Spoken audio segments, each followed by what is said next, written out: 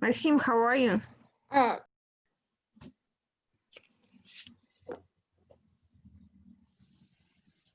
Oh, can you hear me? Hi. Yes. yes, can hear you. Perfect. Hi.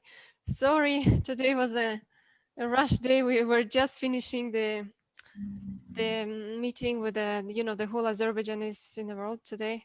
It's like a diaspora meeting, and it's actually still going on. And I had so I Yeah, wanted to tell them. I saw I was there for a part of it, and then I Yeah, didn't know that it was going to be today or at the same time, or else I would have maybe scheduled things a little bit differently, but it's okay.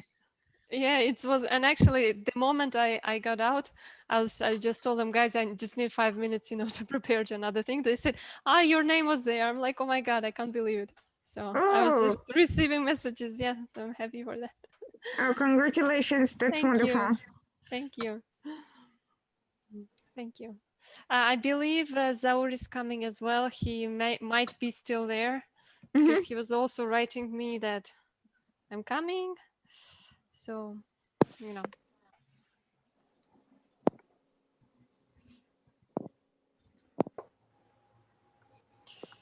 Good. Oh, yeah. Now I understand why everyone is running a little bit late because everyone was in that meeting. Yes, exactly. Well, it started actually 3 hours ago. Oh my So we gosh. kind of hope that it's gonna finish by this time. And I'm like in the middle. We're just writing. You think it's gonna be over? I'm like, I don't know. Yeah, but just as you think it's over, it's only getting started. Yeah. Yeltsin. Exactly. Hello, everyone. Hello. Hi. Oh, Hi. Yeah, we just waiting for a few people to join in because they were all stuck in a long meeting, which I had to leave from early in order to get this started. Yeah. well, Yeah.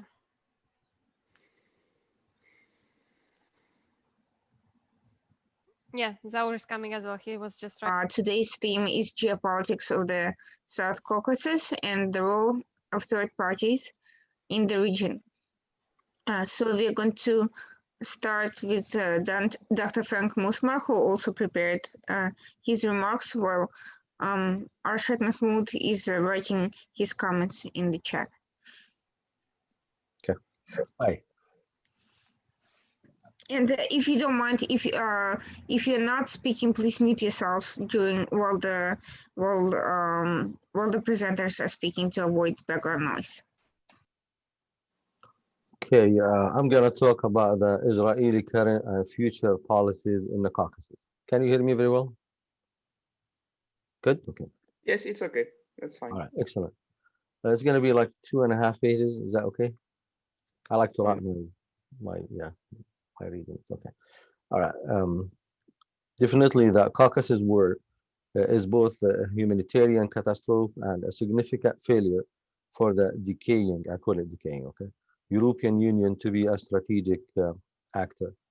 The Caucasus area became a battleground for other international players, including Turkey, Russia, and Iran. Because the South Caucasus is just north of the Middle East, south of Russia, and east of Turkey, it's unavoidable that whatever changes that happen in the Middle East will impact it. For Israel, Iran been a critical of Armenia's relationship with Israel. Iran's threat will be predominate for years to come, and Azerbaijan has much more to offer than Armenia. Azerbaijan has no history of anti-Semitism, and it is the land of the most prominent Jewish community in the Caucasus. While in a survey of 1,900 people in 2005 by the Armenian Center for Strategic and National Research, 5.2% of the Armenians said that Jews were responsible for organizing the Armenian genocide along with Turkey. The Israeli option to attack Iran nuclear sites using Azeri air bases and spy drones might help Israel jets pull off a long-range attack. The most prominent Israeli weakness to attack Iran nuclear site is refueling, reconnaissance, and rescuing crews. The Azeri alliance would tilt Israeli thinking on the feasibility of acting without the US help. Gonna talk about Azerbaijan. Azerbaijan is a secular Shiite Muslim that is relatively independent of Turkish foreign policy decisions despite their brotherly ties. Israel has a sizable Azeri Jewish population, and Israel and Azerbaijan has a strategic partnership that has been successfully blossoming in economic, cultural, developmental, and military cooperation. Azerbaijan has 2,500 years old Jewish community that has benefited from religious tolerance. Azerbaijan was a rare majority Muslim country to recognize Israel after the fall of the Soviet Union. Accordingly, no country in Eurasia has closer or warmer ties with Israel than Azerbaijan. The relationship between the two countries is astonishing because Azerbaijan is a majority Muslim country. Over the 25-year history of diplomatic relationship between Azerbaijan and Israel, moreover, the top Jewish American organizations quietly support Azerbaijan. The Israeli economy is the most developed in the Middle East that require uninterrupted and secure energy supplies. Since 2010, Israel and Azerbaijan core relationships based on a weapon for energy calculations. The latest 1.6 billion arms deal involving dozens of Israeli drones, Israeli Iron Dome, anti-missile and rocket system for Azerbaijan Caspian Sea crude is well documented. Right? Israel received almost half of its oil needs from Azerbaijan. Just like Israel, Azerbaijan views Iran as a geostrategic rival. It reportedly had agreed to allow Israel to use its territory to carry out intelligence operations and even airstrikes against the Islamic Republic. Baku is concerned about Iran expansionist plans, genociding the Iranian Azeri minority, support Armenia, and the historical occupation of the Azeri land. Israel considers Azerbaijan an alliance regardless of Azerbaijan voting in favor of Palestinians in the United Nations. Israel understands that Azerbaijan nation's ties with other Muslim countries that might feel uncomfortable with its partnership with Israel. As for Armenia, Armenia is cut off from the most of the region and depends on trade and economic survival on Russia and Iran, two countries that are hardly friends with Israel. Year-long relationships with Iran and Jerusalem with Turkey have generated an atmosphere of mistrust between the two capitals. Armenia has consistently voted in favor of Palestinians at the United Nations, and many Armenians in Arab countries have supported resistance against Israel, even though Israel is a home for an Armenian population. Now we're going to talk about future politics. What might happen? The geopolitical changes and peace agreements in the Middle East and the region necessitate a new Israeli strategy to maintain ties with Azerbaijan while expanding them with Armenia. Jerusalem will adopt a balanced policy in the area, cultivating a profound friendship with Armenia without abandoning Azerbaijan alliances. Turkey has gone far from being a friend of Israel to Israel's most sophisticated geopolitical rival. Ankara supports Hamas, crushes Israeli-Kurdish alliances, and competes with Israel economic gas interests in the Mediterranean. Jerusalem might abandon its apprehension about offending Ankara and recognize the Armenian genocide. Distancing of the Ankara-Jerusalem relationship could lead to reciprocal drew down in Yerevan and Tehran's ties. Israel's peace agreement with United Arab Emirates and Bahrain created an alternative oil supplier that will compete with Baku oil. Baku should consider different approaches with Israel to keep the Israeli arms supplies flowing. Accordingly, Israel may create a balance of arms supplies to Armenia and Azerbaijan, empowering the Israeli and NATO rule in the area and offset the Russian, Turkish, and Iranian influence in the Caucasus. Israel's gas production is anticipated to exceed demand by 80% in 2020 thanks to the production from the Leviathan. This will enable Israel to become a gas exporter in the Eastern Mediterranean. the Karish field, which has recoverable reserve of 1.7 TCF, 60 BCM, it's just language of oil, is also under development and is expected to start supplying the domestic market in 2021, connecting the Levantine basin with Europe via Cyprus. Crete will change the equation of gas corridors in the area. The Liftan, Cyprus, Greece, and Italy pipeline was not welcomed by Turkey. In 2016, Israel proposed the possibility to transport its natural gas to Europe via the Azeri-based and Southern Trans-Anatolian gas pipeline that TANAP through Turkey. Accordingly, on June 2026, Israel and Turkey agreed to normalize their relationship with the hope that the diplomatic reapproachment might smooth the way from the agreement on transporting Israeli gas to Turkey. Such a deal would diminish Turkey's gas dependence on Russia and help Turkey diversify its resources of energy supplies. Turkey was not included in the agreement to build the East Med pipeline signed by Greece, Cyprus, and Israel. Instead, Turkey has focused its energies more on disturbing other nations' development of their resources than attempting to develop its own. In October 2020, Madrid Land Bridge, an Emirati Israeli-owned company, and EAPC, the Israeli-owned pipeline company, signed a memorandum of understanding to store and transport oil from United Arab Emirates to Europe. The pipeline, which will run across Israel from the Red Sea port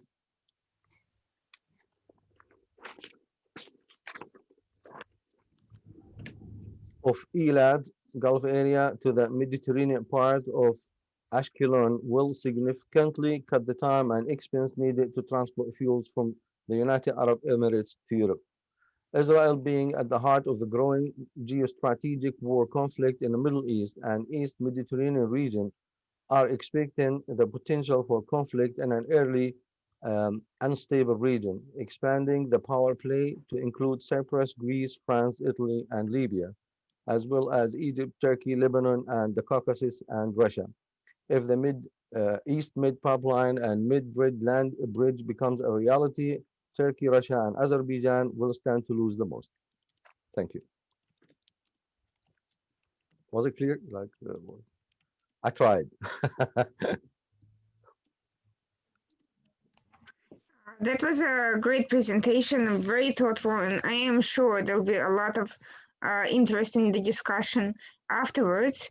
And right now I'm giving, and we'll have time for plenty of questions to all the speakers, and of course, a discussion among ourselves after all the presentations. For now, I'm giving the floor to Maria, and she'll be giving her comments next. Yep, thank you very much. Okay, just a sec. Let me figure out the logistics deck. Sec. Up. Where is it? Hold on. Sorry, guys. Ala. Zaur, he wrote to me that he will be, joining us as soon as he figures out stuff with his Zoom. So I believe. How can I actually share the screen, because I prepared just a small PowerPoint presentation. Go back to the settings, and there is a one option to share screen. You have to activate that. Settings. Yeah, it's on the bottom of your screen, next to the chat button. Host disabled participant screen sharing. Oh, yeah. Or what I can do, I can throw it here, actually, the PowerPoint presentation, and you guys just open it. Is it possible like this? I think so. Let's try it. Hold on. Up.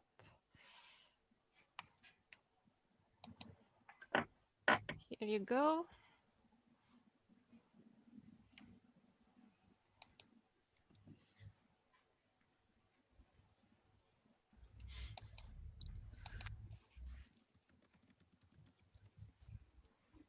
So I guess you guys can open it.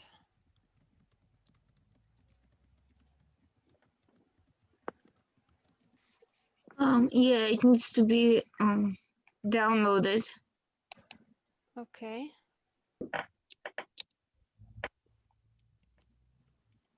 Yeah, because I cannot share my screen yet. It just keeps saying host to disable participant screen share. Okay, let me see. I mean, I see how I can share the screen.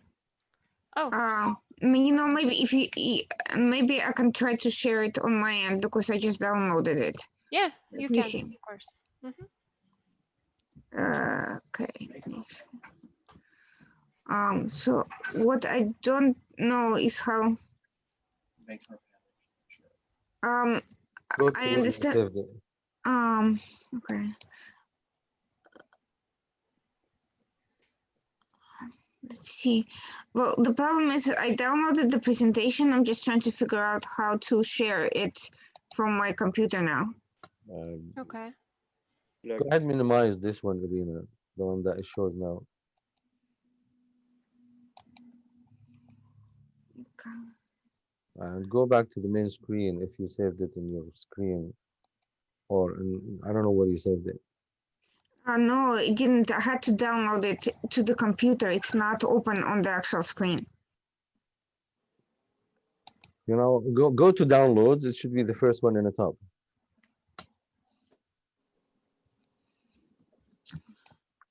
Or what we can do, I don't know if it works. Maybe you guys can just open it, each of you on your computers. I'll just tell you. It's there is Sure. not much text actually. I'm just gonna talk more. It's just Okay. Yeah, that works. yeah, like this. Yeah, I think so. I think that probably would be the best way to go because I guess. Well, since it's really literally my first time doing a presentation like this online, I mean related to this topic, so that's why thank you for your understanding. I won't be actually too long. The reason why I prepared this presentation is just to give you a point of view of a Swiss and Azerbaijani citizen living in Switzerland and just watching, having gone through this conflict from the beginning and up until now. So Switzerland and Azerbaijan enjoy very good political and economic relations. So naturally, Switzerland was very interested from the beginning in this conflict, like from the early days of war. So if how it started actually. So what I did in my small research is just I followed the Swiss media and the some of the Swiss politicians who decided to give a speech or give their point of view of how they look upon this Armenian Azerbaijani Karabakh conflict.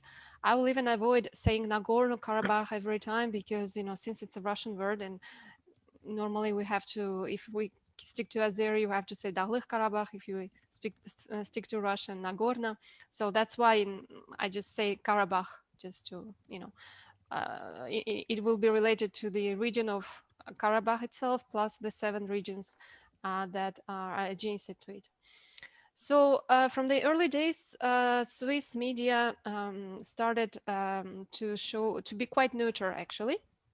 We can see on the second slide of my presentation, I just give you some print screens of 2 most popular Swiss media.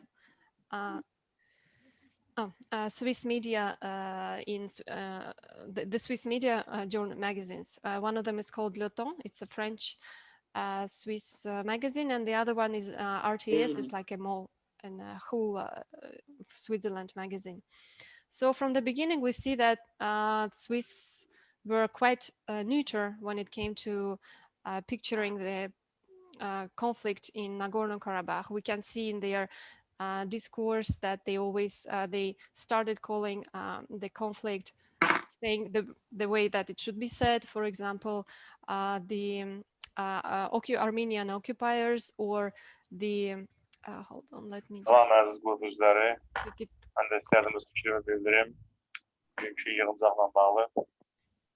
Ah. Təltif olanlar da olmayanlar da Kamala, il faut que Kamala, you have to cut your micro, please. Yes. Can Yes. because I was like, who is that?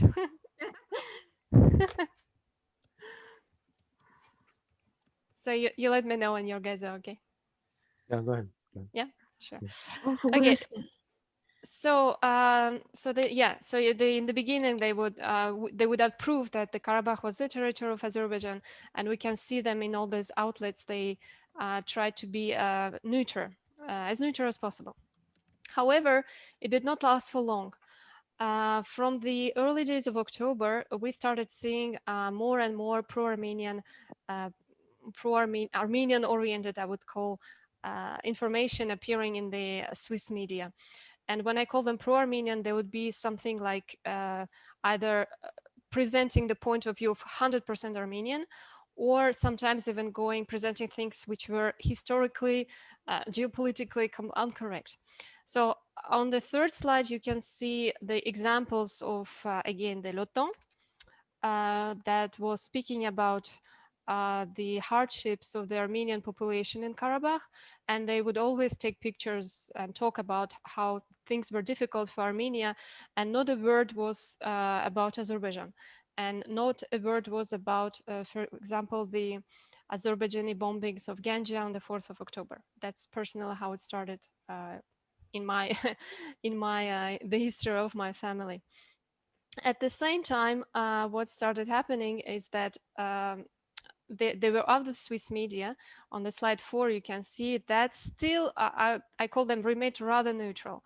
When they would talk about Azerbaijan-Armenian conflict, they would always, of course, mention Turkey and Russia as the main agents, as the main counterparties in this conflict, and but they would still call things their names. They would still say that the region was occupied. They would still sometimes even use the capital of Nagorno-Karabakh, how it used to be, the Stepanakert. Sometimes they would call it in quotation marks.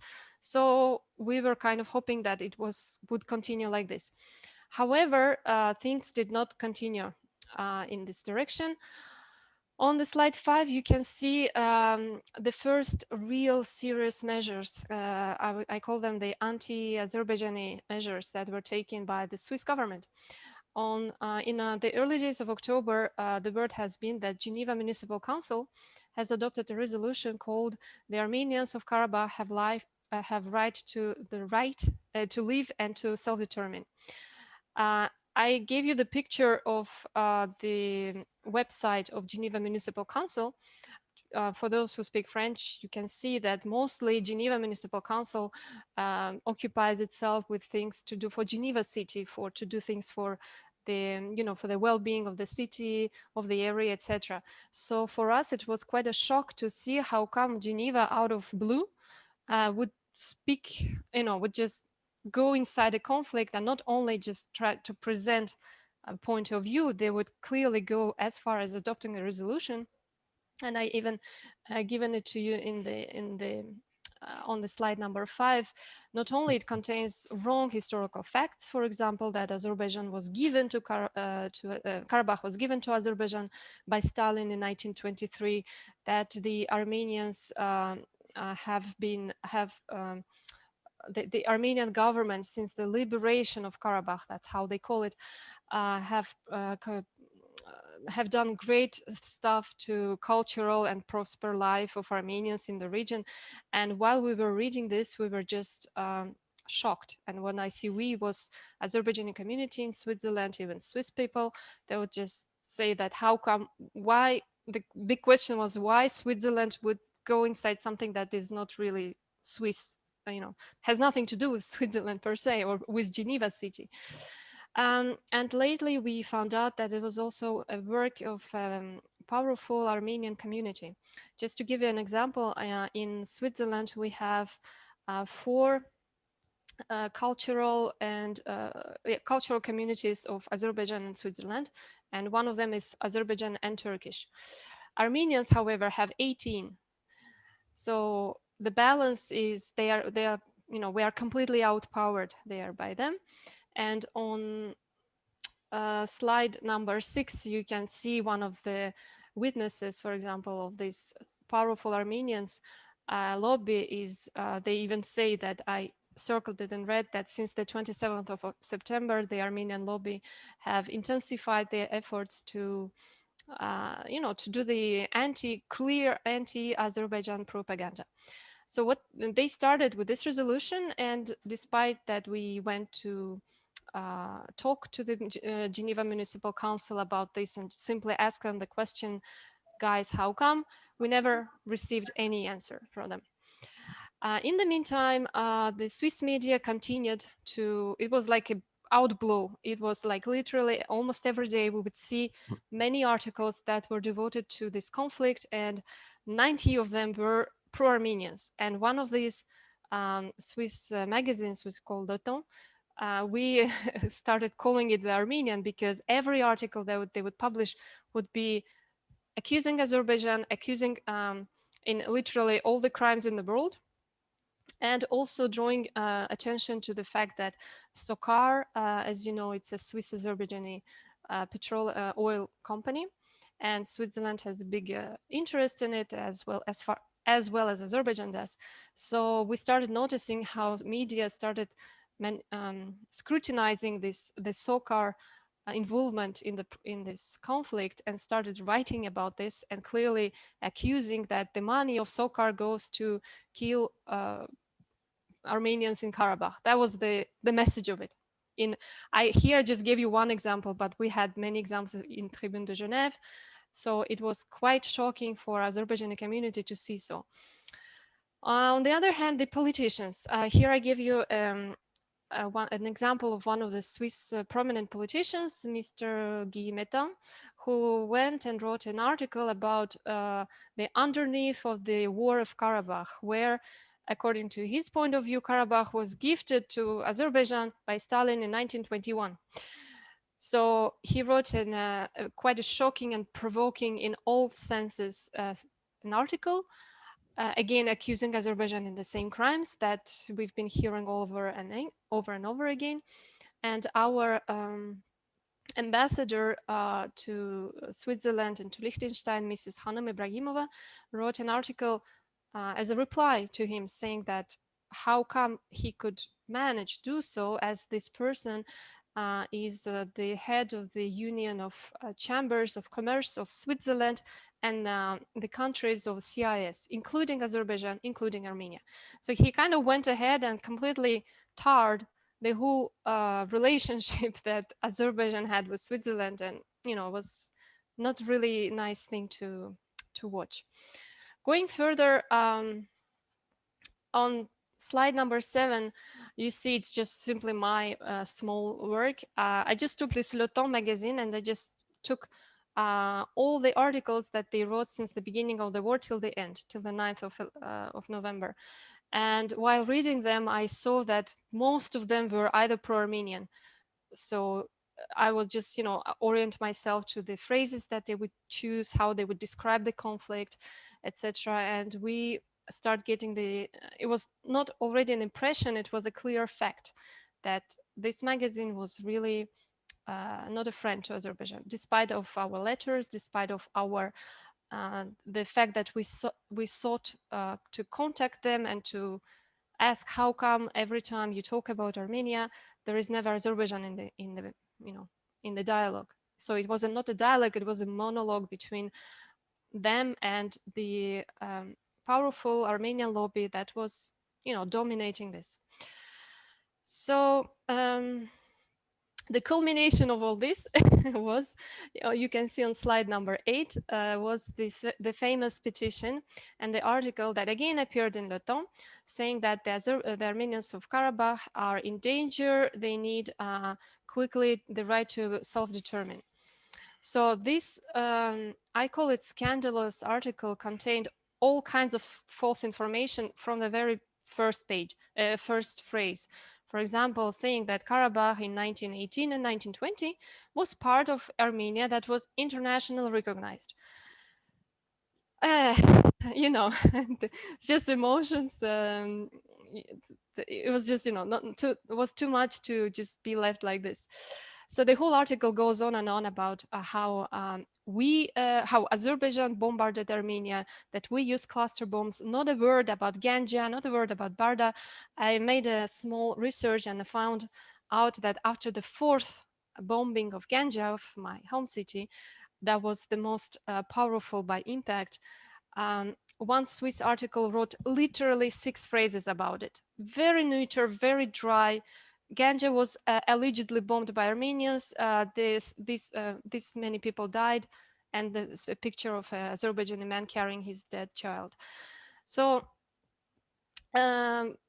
this article finished by a petition that they offered to sign, and they actually gave the list of the first signatories of this petition, among which we can see national councils, like the politicians, the current and former Swiss politicians, active ones and former ones, some persons who deal with cinema, etc., etc. So it was kind of a thing to show us, look how what powerful signatures of these petitions are.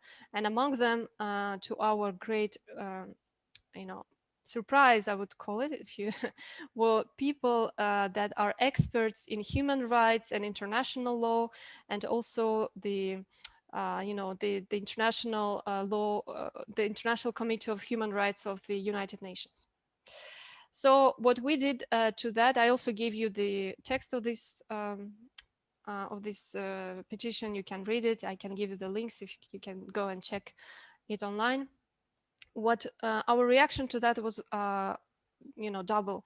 What we did, the Azerbaijan embassy wrote them an official communique saying that this petition and this was just a slap to our face. We can call it like this. We, from our hand, the Azerbaijani diaspora in Switzerland, we wrote a letter, an official letter to Le Temps, to their chef, and to all these people, all these signatures, asking them how come they could sign something that is completely, to put it in short, completely false. To our letter, only one person answered. He said that we did not understand anything. He said that we are mixing, I'm quoting him, apples with pears, and we are wrong. That was his answer. Not a single other one politicians replied to us. So that is why we were started calling among ourselves that if Switzerland was kind of beginning to be like a small sister of Armenia, and despite of our numerous propositions to talk to them, to seek a dialogue, we organized a press conference in Bern with together with the embassy of Azerbaijan. Not a single Swiss journalist came, not a single one. So to us, it was like a clear, parti pris, like a clear taking side. So they took their side, and that they did not want to let go, and they did not want to dialogue further.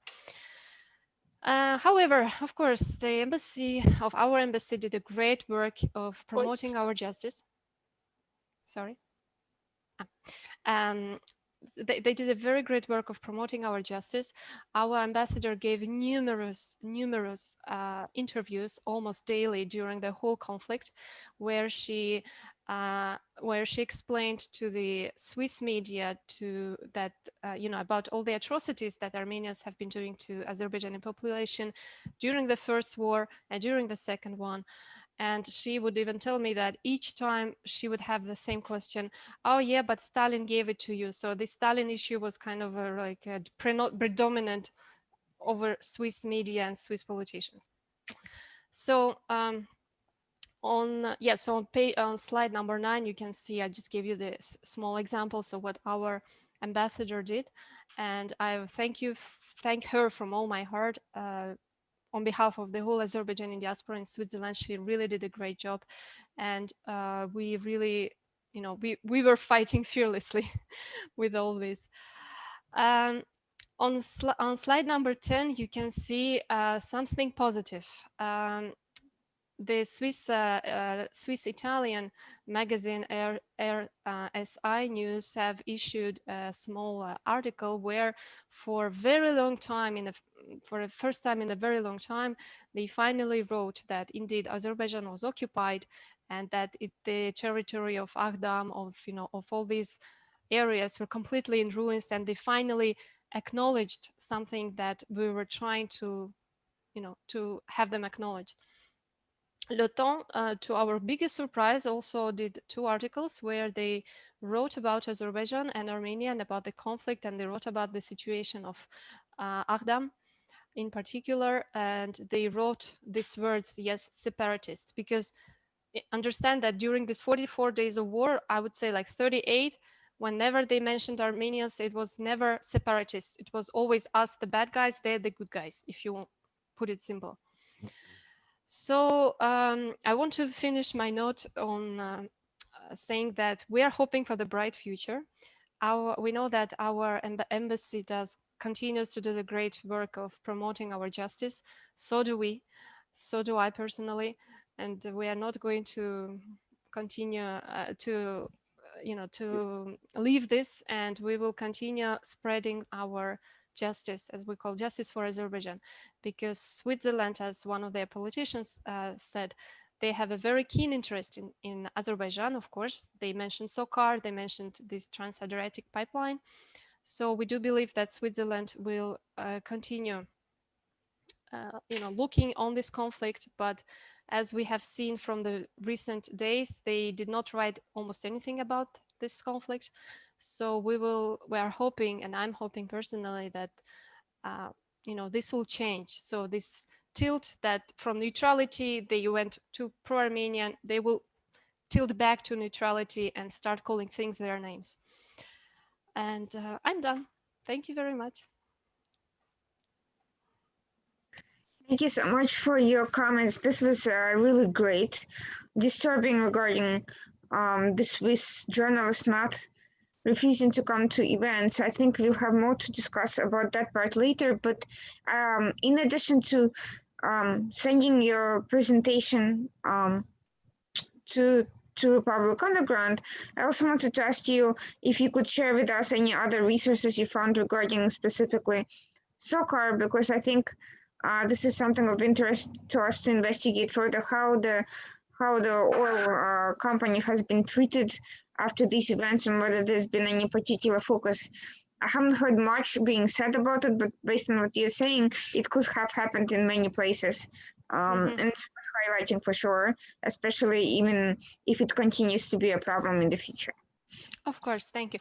I did not prepare a text, as you can see. I just prepared the shows and I was speaking like, So if you want, indeed, I can, put everything that I said in one essay, and send it to you, of course. Excellent. That would be great. And you could also use the illustrations from your presentation. That way we could kind of combine the PowerPoint with the essay. That would be great. Sure. Arshad, thank you.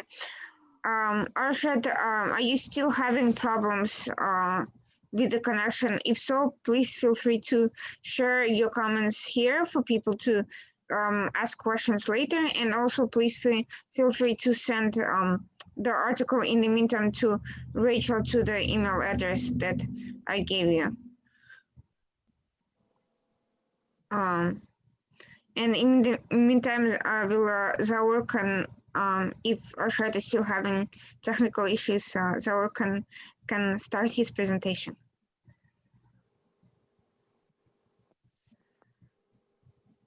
Yeah, well, I'm sorry. Thank you very much for this occasion first to intervene tonight and to talk to you about my subject I chose. We have another technical issue. The point is that we had a meeting with the Diaspora Committee. By the way, I congratulate you, Irina, because you was you was seated among the people that was awarded with some great work for troops for Azerbaijan. So I don't know. I didn't figure out it was probably a medal for you because they give a medal. But I and Maria get a some certificate of gratitude. Certificate. Yeah. It was for us, for me and Marie, it was just a mention of our names. and just thank you, but it's okay. The point is that I asked for PowerPoint to make my slides to Shabnam, which is our activist in Alim Association, and she's not yet ready. I probably, maybe I can't do that, but what was the point is that was many information and maps inside. Maybe I can, I don't know. Let me just ask her again about the delay, because I sent in PDF and she asked me just sent in Word. So I don't know if she finished. I will ask again. Just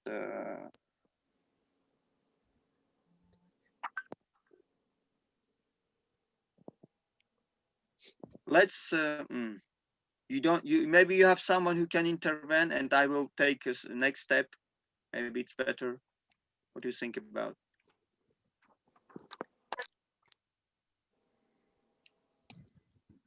What works better for you?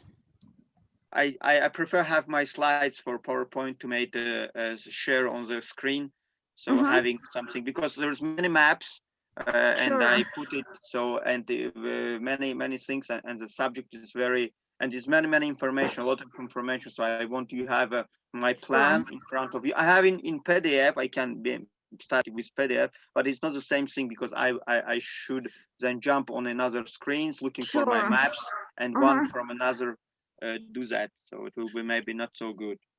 So you're having an issue with that right now, correct? You pass the presentation to another one, and then afterwards I will do as the last one. Okay, so right now Arshad actually has shared his presentation with us on the sidebar. So if anyone, please take a moment to read it, and we can actually start some of the discussion while Zoe is preparing about the other three presentations, and Arshad's, Maria's, and Frank Musmar's. And while we're doing that, Zoe can present, unless if there are any other people who want to make a comment or presentation that haven't been scheduled. Oh, yes, I am so sorry, Maxime. Please go ahead. So, if I understood you correctly, it's time to make some comments about the last presentations, right? Yes, just take a moment to read the Arshad's. He shared it. He's in the chat. Because he was not able to speak. Okay. Yeah, and we can discuss all of them after that, and Zoe can present later. Of course.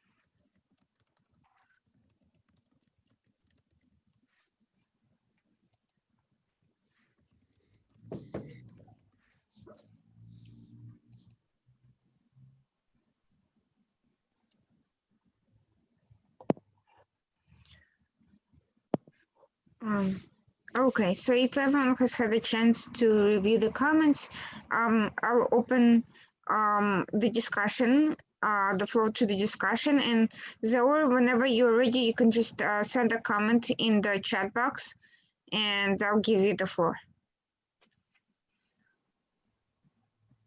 So if anyone wants to respond to, yeah, Maxime, please go ahead. Well, I took some notes during the last two presentations, so I will begin to the presentation of Frank Musmar, and I will continue with the other presentation. I'm sorry, I forgot your last name, Maria. So, first of all, regarding sorry, this, my last name you said? yes, your last name. It's Han Khoiskaya Martignoli, but you can just call me Maria. It's easier. Okay, Maria. So to begin with the survey that was quoted regarding the alleged role of Jews in the Armenian policy of the Young Turks, this is actually something that emerged at the very end of 19th century, at the very beginning of 20th century. So namely, even before the Young Turks took power, it was a topic relatively popular among the Armenian nationalists and their Western friends to say that the Jewish bankers were behind Sultan Abdulhamid. There was an horribly anti-Semitic poster I can send you if you wish, showing Abdulhamid with a stereotype of Jewish banker. You can guess what kind of face this man had. Yeah. So but it exploded after 1908 because there were some Jews among the officials of the Committee Union and Progress, because the British embassy was led by people who were relatively addicted to conspiracy theories, and it continued during the First World War, among other reasons, because the British propaganda wanted to portray the CUP as non-Turkish and non-Muslim. So it's not that they widely exaggerated, to say the very least, the role of Jews in the CUP, and it continued to develop during the interwar, especially at the end of 1930s, because of the Atay issue. Armenian nationalists and some of their friends use this kind of argument. So all that to explain that this is something very deep. This is, of course, it took profit of the Soviet anti-Zionist and anti-Semitic propaganda. Of course, it was favored by the Islamic Republic of Iran, but it has a very strong historical depth. My other comment on the first presentation is regarding the behavior of Middle Eastern Armenians in the Israel-Palestinian conflict. One more time, this is not something new. As early as the 1930s, there were some Armenians who were supporting Amin al-Husseini, the extremely anti-Jewish Grand Mufti of Jerusalem, who was even linked to Nazi Germany. And in the 1970s, 1980s, the Popular Front for the Liberation of Palestine played a key role in the development of the Armenian Secret Army for the Liberation of Armenia, Asala. Yet Asala is glorified in Armenia today, and people who were heavily involved in the alliance with the Popular Front for Liberation of Armenia, such as Monte Melkonian, are national heroes of Armenia. So I wanted to add this comment to show the strength of such ideas in Armenia today. And this is also an argument that can be used in front of some audience. So regarding Switzerland, Maria, you mentioned the resolution in the Municipal Council of Geneva. I would like to add one information. As usual, when it is a pro-Armenian resolution in Geneva, it was introduced at the last minute by a small but very determined number of people in front of a majority who did not understand anything about the subject. Some of them regretted to have voted that because they just did not know where Nagorno-Karabakh was. Yeah, exactly. Yeah, purely That's what they said. Two of them, actually. I'm sorry to cut you because, as we when this resolution came out, we just wrote a letter, an email to all 80 members saying, pretty much, guys, what happened? Why in Geneva you're talking about how to make a new bicycle roads, how to make a parks, and why would you go to Karabakh? Do you know where it is? Do you actually? And two of them replied, sorry, we did not even vote. We have so many problems in Geneva, So, but 78 still did not reply. Nothing, did not say anything saying, okay, I'm sorry. But I do agree with you. I think that some of them did regret, I guess, because because of this impact. So it offers me a transition. I'm saying such things because one of my best friends is Joel Bayar, who is a chair of the Federation of Turkish Associations in French-speaking part of Switzerland. So I have some first-hand information. And one of the main problems in Switzerland is an inordinate arrogance. My compatriots are sometimes called arrogant, but many Swiss people, not all of course, are worse than the caricature of the Frenchman. They believe they are the instance to decide what is justice for the universe. And the Armenian nationalists have taken a huge profit of that as early as the beginning of 20th century. So they just have to continue this kind of process, this kind of methods. And particularly the attacks against soccer are a strange tradition in a part of the Swiss medias to blame the big business, to blame the very people that made Switzerland such a rich country, actually. Exactly. You know, when we were asking them openly, saying, "And what, guys? What do you think about Swiss? You know, the Geneva watchmaker Frank Müller that was mining illegally the gold mines in Kelbajar in Karabakh and using them to produce Swiss watches. Let's talk about that. You want to talk about bad business? Switzerland is one of the countries that still remains, you know, with the secrecy of banks, etc. The financial transparency is not very high in Switzerland, and you know, good or bad, but it is the case.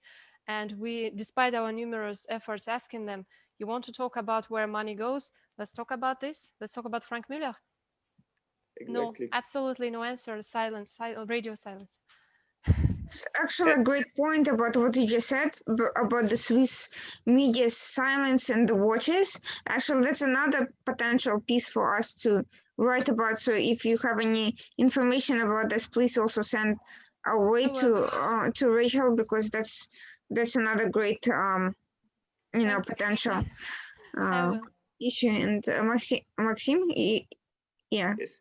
Just a few things more about Switzerland. Traditionally, the majority of the Armenians in Switzerland are settled in the French-speaking part of this country, which may explain the difference between the French-speaking and the Italian-speaking part of the country. You did not mention the German-speaking, which is the most populated, by the way. Yeah. And quite ironically, the Swiss Armenia Association was established in 1992 by some people, including James Carnoussian. And James Carnoussian, 2 decades before, he had co-established the Armenian Secret Army for the Liberation of Armenia, a terrorist group that targeted Swiss people. Exactly. And this is something that the Swiss ordinary audience should hear more often.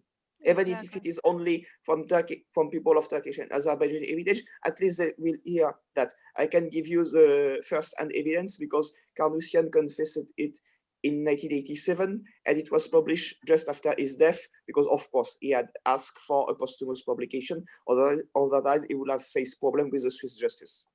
Yes, please do share. That's well, yeah. Definitely. That's how they would say. They'd say that Armenian roots run very deep in Swiss history, in Geneva history in particular. So in particular, especially as Geneva as a suburb which vote often for the radical left, and as far as I can see, the worst are the Christian Democrats because they receive money from Armenians, and the far left because they are fanatic, ignorant. They are the caricature of Swiss, to put the things very clearly. And my very last remark, I have nothing to teach you about the fact that Stalin never gave anything to Azerbaijan except problems. But some things perhaps not everybody knows here is that there was a consensus among the Armenian organization of the diaspora in 1945-46 to support Stalin, because Stalin was claiming territories to Turkey. Okay. And it is connected to Azerbaijan as well, because the plan of Stalin was to invite Armenians of the diaspora from Lebanon, Syria, France, etc. There were some Armenians from Turkey as well, a very small number, but some of them in a purely provocative aim, of course. And as Stalin failed to obtain territorial concession from Turkey, among other reasons, because America gave a territorial guarantee to Turkey in 1947, Stalin expelled a large part of the Azerbaijanis from Armenia to make some place for the diaspora Armenians who had been resettled in 1945-46. Amazing. So I think this is a Yeah. kind of argument that should be used when ignorant people speak about Stalin. Yeah, yeah. I will give you reference, of course. That would be that would be just perfect. Yeah, because we also recently we had this conference at the University of Geneva, Université de Genève, where they were holding a roundtable. They invited they invited Le Temps. They invited the ex-head of the RTS, one other Armenian person, and one Kurd who actually talked about Azerbaijan. But with all due respect, it was very good. Well, and when our Azerbaijani diaspora asked this Université de Genève, the university, can we actually also take part? You guys are going to talk about Armenia and Azerbaijan. Hello, we are Azerbaijan. Let's talk about that. They said, yeah, well, sorry, it was already planned next time, maybe. So we could hear this because I participated. I could only hear, I could not say anything. And during this, of course, they shared all kinds of wrong information again about Karabakh and Azerbaijan. And there was only this person, this Kurd, who talked about Azerbaijan, but again, from the Turkish point of view, which was good. But personally, to me, when, Turkey is Turkey, Azerbaijan is Azerbaijan, we do say bir millet iki devlet, one nation, two states. But still, when we talk about Azerbaijan, and Azerbaijan is someone who represents Azerbaijan must be there, not, and they said next time, maybe. Next time, maybe. Just the last sentence. Never forget that Armenia expelled the Kurds from the Azerbaijani occupied territories as well. Exactly. So that's how we share. But again, I'm personally a very optimistic person. I believe that this is gonna change one day, but we are doing all we can. Thank you, Maxime. Yeah, please do send me all this stuff. It's super interesting. Thank you. And us as well. We are very interested in all these insights. Of course, if you want to write a paper or if you want to share resources, that's great. Fine. So if so if you're ready, you can go. Okay, I did not yet receive my slides, but we'll know what we'll do. As they was already in PDF, I will give you share like in a discussion Sure. PDF with a map, with a plan of expose, and then I will begin. And I hope that Maria and Shabnam they will figure out and send me maps and other things. So I will just go. I think I have to click on Fichier. And then I will quickly try to make this presentation. My computer, maps. yeah, and I will take and maybe Maria, maybe you should coordinate with Shabnam because she's doing some work, so you make a half and she another half from the X group. Okay. So just write her, and because she's not yet on here, so I will take two. Yeah, to the fichier. Okay. Okay, all files. PDF.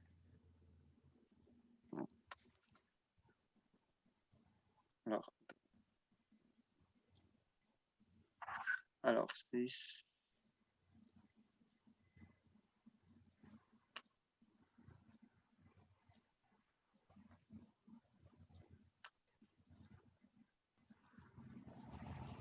Voilà, I will take this one and this one first.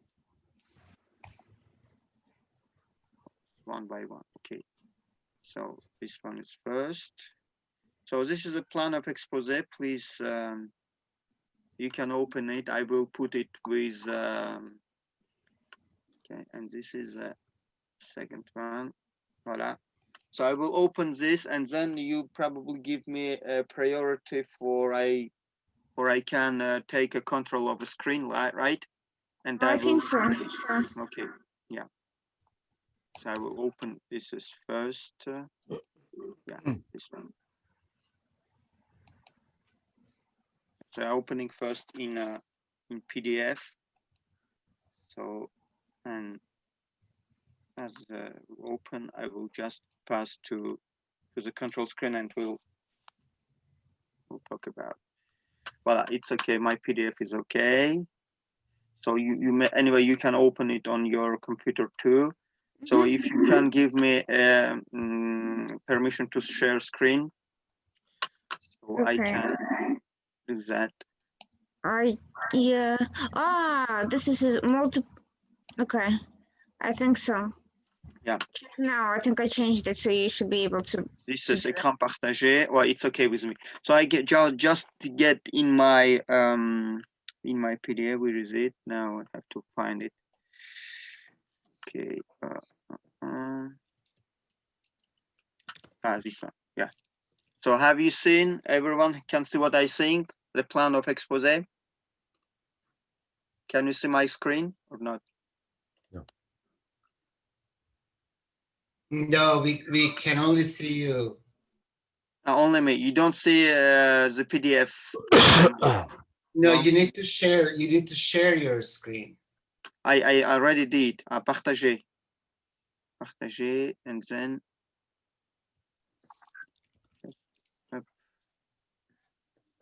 Because I see.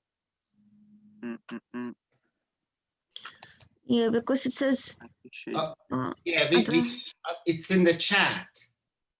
Yeah, it's in the chat. Yeah, So, it but says. By the way, all participants can share as well. So. Okay, so I have two PDFs that I need to convert to PPT, right? No, it's okay. They do, but I was thinking if I'm looking on PDF on my screen, you can see it, but I don't know if it's obviously not work. I don't know why. You would like to share your screen? Yeah.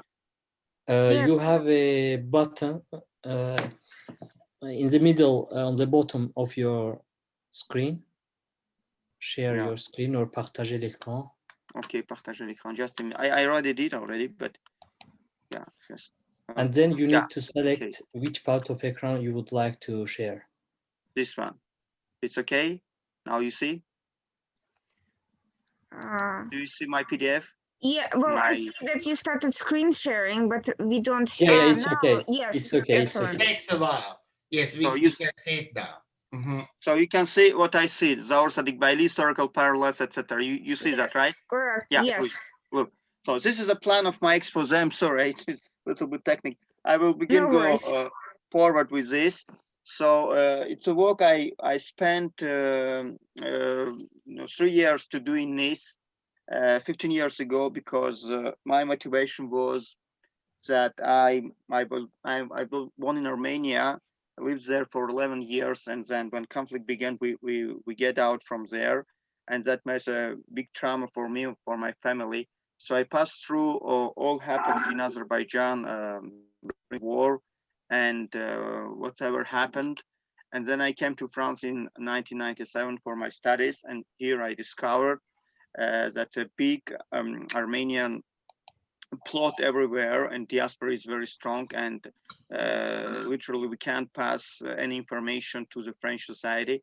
So that was additional motivation for me personal. So I begin, as I told, at the time I was a special correspondent to France from Azer National Daily Khal Gazeti, and I was doing my also studies in France in political sciences, and then I also studied public law, and then last modern and contemporary history.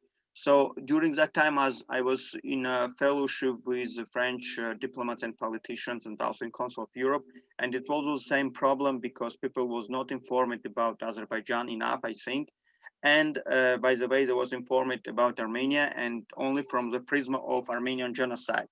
So my idea was first for me understand how my family found itself in the beginning of last century in Yerevan, because I already knew that it was a massacres, how they did survive, and what really happened. So this is a plan of expose, why it's important to know history of South Caucasus today, because knowing the history and some historical events, we can understand and understand the reasons of present day conflicts. So my problematic, as I put in this work, was that present day South Caucasus conflict has their roots deep in history, and we have some facts that we have to take in account. That's the case of Armenia-Azerbaijan Nagorno-Karabakh conflict. So we will talk about, but the three things I want to put your attention on, that they over 505 years up to date, we have three wars between two nations, which is not normal. Okay, because it's not normal to have a war every periodically. So it was a beginning of the last century, and ever on the 20th century, and now began in the beginning of 21st century. So we three times was in a war for the same region. So mutual casualties from both sides. And in beginning century, it was even more, because what I will talk about is the presentation. And also we strengthen the historical enemy image within both peoples. So Armenians think Turk Azeris, like they tell today, is a historical enemy, and Azerbaijan is also people who thinking that Armenians are our historical enemy. So who is guilty? That's a question we have to try. I was trying to reply, and we will I will put in front of you. So give my conclusion who is probably reply guilty of, and the last question, of course, how to solve it. So when I begin my studies, I consider that we can, of course, like Mr. Pashinyan, talk about 2,000 years of history or even more. About we can also take account the Armenian point of view, that the dinosaurs was the first living in a Karabakh, in all that region, and immediately after Armenians came there. But I think it's not it's empty debate, because saying based on this that who was first came on that given land will never advance us in any direction. So it's obvious that we can't take 2,000 years of history of Mr. Sakukal to Mr. Pashinyan, but what we can do, we can choose a given period history, period time of history. And what I did, so I take only 200 years from his history, because I consider that every most important thing happened in these 200 years. So it was from 1723 to 1924, because in my point of view, everything which is gives a base for present-day Caucasus, South Caucasus conflict, now with the case of Armenia-Azerbaijan conflict, take in these 200 years. And I choose 3 points of reference in my point of view. They separate with a century each other. It's plus minus several years probably, but it's important that if we take 723, then we jump next century 1823 and 1924, we can find some kind of parallels. That's why this study called historical parallel, because history sometimes repeats. Mostly we will come at the end of the expose, we will understand that mostly linked with Russia, because these 3 times we can see that Russia came back on the Caucasus. And if I take it account as a present day, 2020, we can say that the century passed again and Russia again came back to Caucasus. So that kind of became of a historical circles, and which repeating itself. So let's go through. So I'm considering that we can try some historical parallels, which are similar and differences, but through on this we can understand many things, if not all, what's happening in focus. So I begin my expose not in 1723, but a little bit earlier. So I choose to begin it at the beginning of the 16th century to present what's happened in the South Caucasus. So in the beginning of 16th century, South Caucasus is dominated by main 2 great regional powers. It's both of them are in a process of developing itself. So one is on the one hand is Ottoman Turkey, which formed itself beginning from 1453, where they take Constantinople and then expanded with a great conquest. So it was a natural process, and Ottoman Turkey reinforced it progressively and began a conquest all over the old parts, even in Europe, but especially also in this region on South Caucasus. Second regional power, it's a young Azeri Safavi state, and this is very interesting because the beginning of this in 1503, when Ismail first declared a Safavi state, and its key factors for it, its um, explosion, like genesis of Azeri culture and language, and it's also genesis of Azeri centralized state. So I want to make a little parenthesis talking about this, because many times we can see from opposite sides that Azerbaijani, they not autochthones of this land, they never lived there, they came from what, what. But the point, and also we have a problem with Armenians concerning the Albanian church, because Armenians saying that it was not Armenian, always Armenian, etc. The point is that we have to take into account two factors.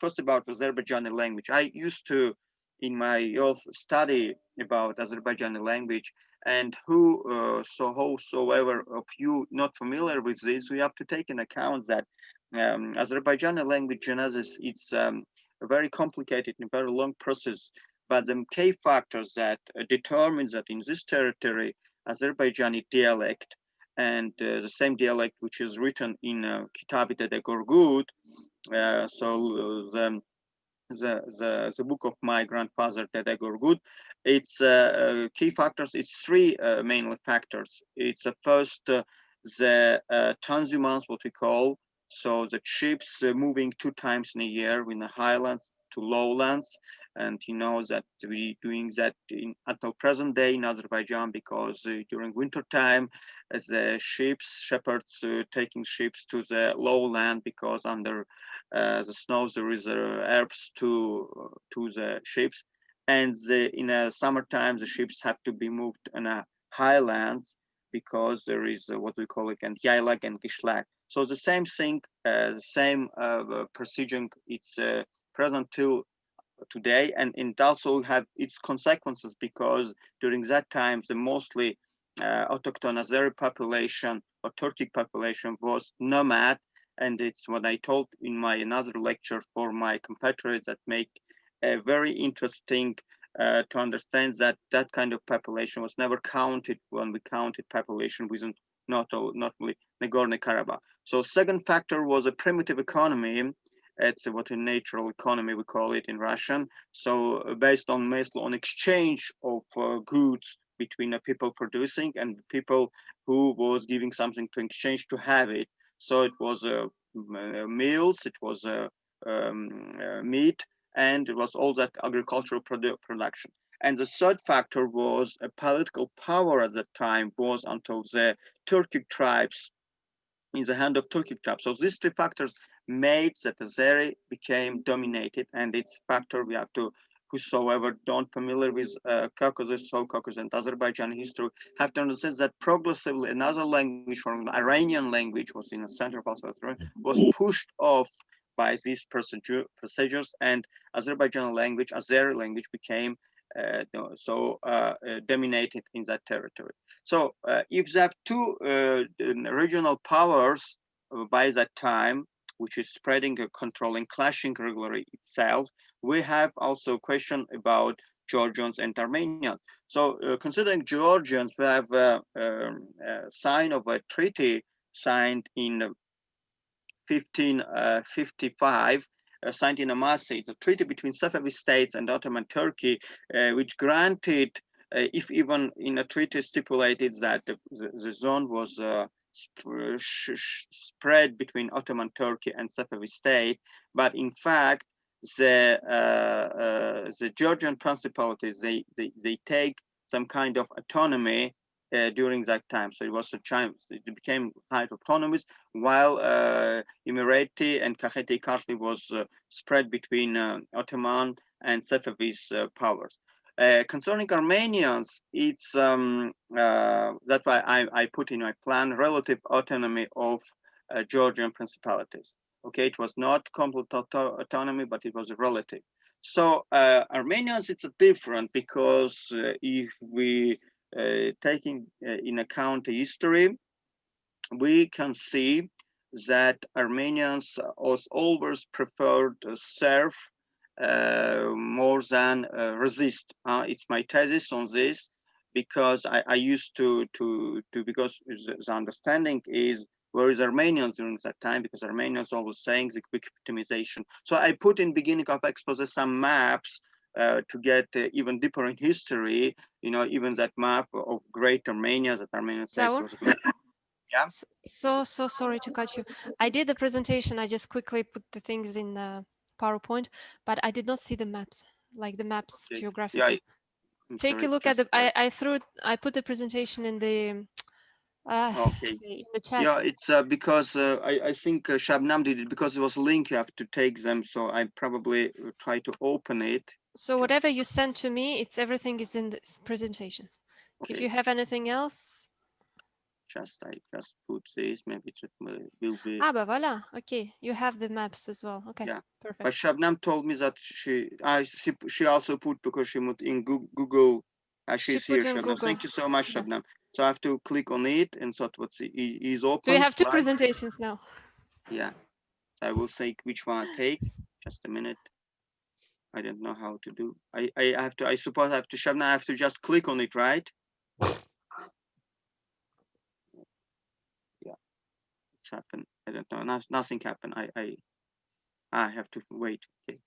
So I just will charge it and okay. I will open with Google. Just a minute. Okay.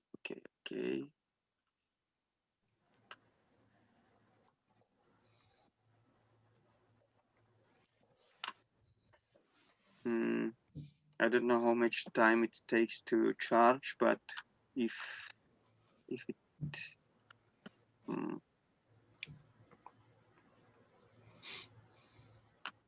yeah, Google Drive. Okay, so I have to wait it's come out, and then I suppose I have to just charge it and open, right? Looks good will come.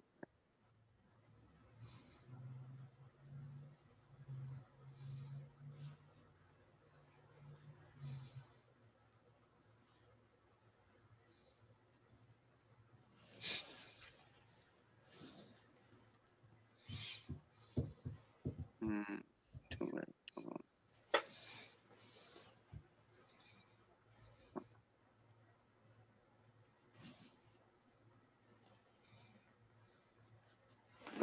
Shabnam, maybe you have to put it directly like Maria in a chat and I download it directly because Google. If you want, I can. I have the access to these docs, so it does charge with me. I can quickly copy it because to a PowerPoint. I'm waiting, but it's a folder, but it's not so. Yes, it's here. Okay, and what I have to do? I have to just a minute. I have to. Okay, how to.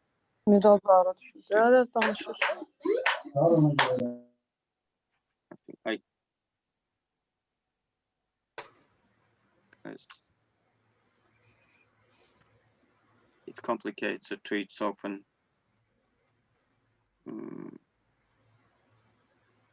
You let me know if you want me to quickly throw it in this continuing PowerPoint presentation. Maybe you have to, you charge it and put it in a sharing. Yeah, because while you talk, let me do it quickly. Okay, sure. Thank you. No worries.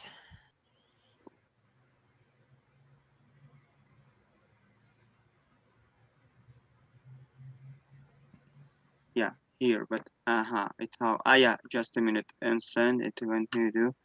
You open inside, and then it's just a mess for me. Up. Okay, and then what I do? How I save it? Wait, I have to just show it here, right? Just maps. Wow. Okay. And how to Un fichier, c'est ça? Ouais, c'est ça. Ok, il faut enregistrer. Télécharger.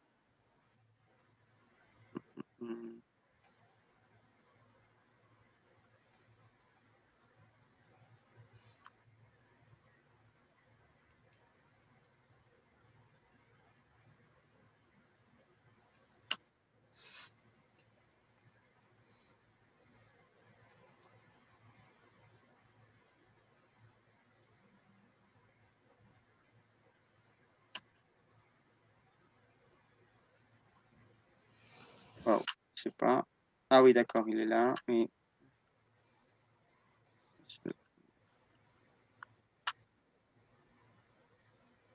Well, maybe I have to just go forward with this because it's already open, and I will comment it. And well, let's try this, okay? I will loot if it and when Maria will have it charge it, I will open. So I will retake my screen, okay? And I will see if it works with voilà, with okay, allez, okay. I take my screen. I'm sorry. So I have to organize. Allez, okay. Partage écran. Up. So I take my screen. I take my well, yeah, it's here. My presentation. So we can go. Everyone can see. Okay. So what I was talking about, it's literally this. So you see, for example, first map. So I take several maps. Yeah. So first map is a kingdom of Armenia. So how we present what there's another ones even bigger because it's going to the Black Sea. But idea is a clear for it's concerning Azerbaijan and my country, my people. The idea is clear. So Armenians saying that the border between Great Armenia and Caucasian Armenia was always by river of Kura. So what they're pretending until this day, unfortunately, that the border should be this, and all this in Armenia. So another thing, if we and there's of kind of map. So unfortunately, it's open this way in PowerPoint, but then what? So if you take, there's a different period of the time. That's a key point I wanna opposite to Armenia. So if we take this time, it's year 387 BC, and in this time Armenia was separate between another powers, and Albania became greater. So the borders in his map is even passing this, and you see Karabakh, it's here, and the border between pass through the Lake Savan.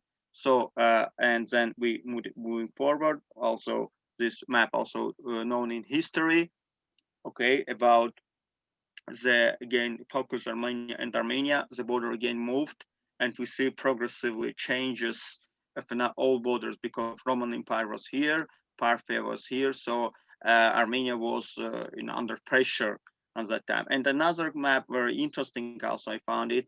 It's a German map of this guy, Münster, okay, of between 1544 and 1545. And this map is also given in Azerbaijani historiography because in this map we see that Armenia not in a South Caucasus, it's outside of South Caucasus, so it's one of it. So I want to see what my point is, that always can find a map which is different from one to another.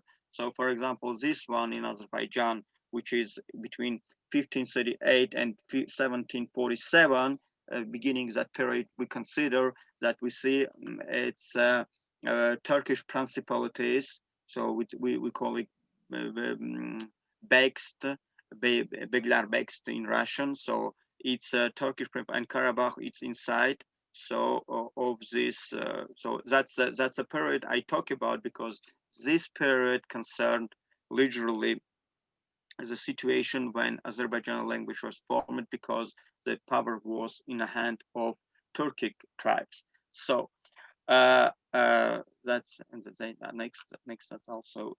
So I come back to my plan, and so my point was in this first period that Armenians was, as I told, prepared to serve that more than resist. Why?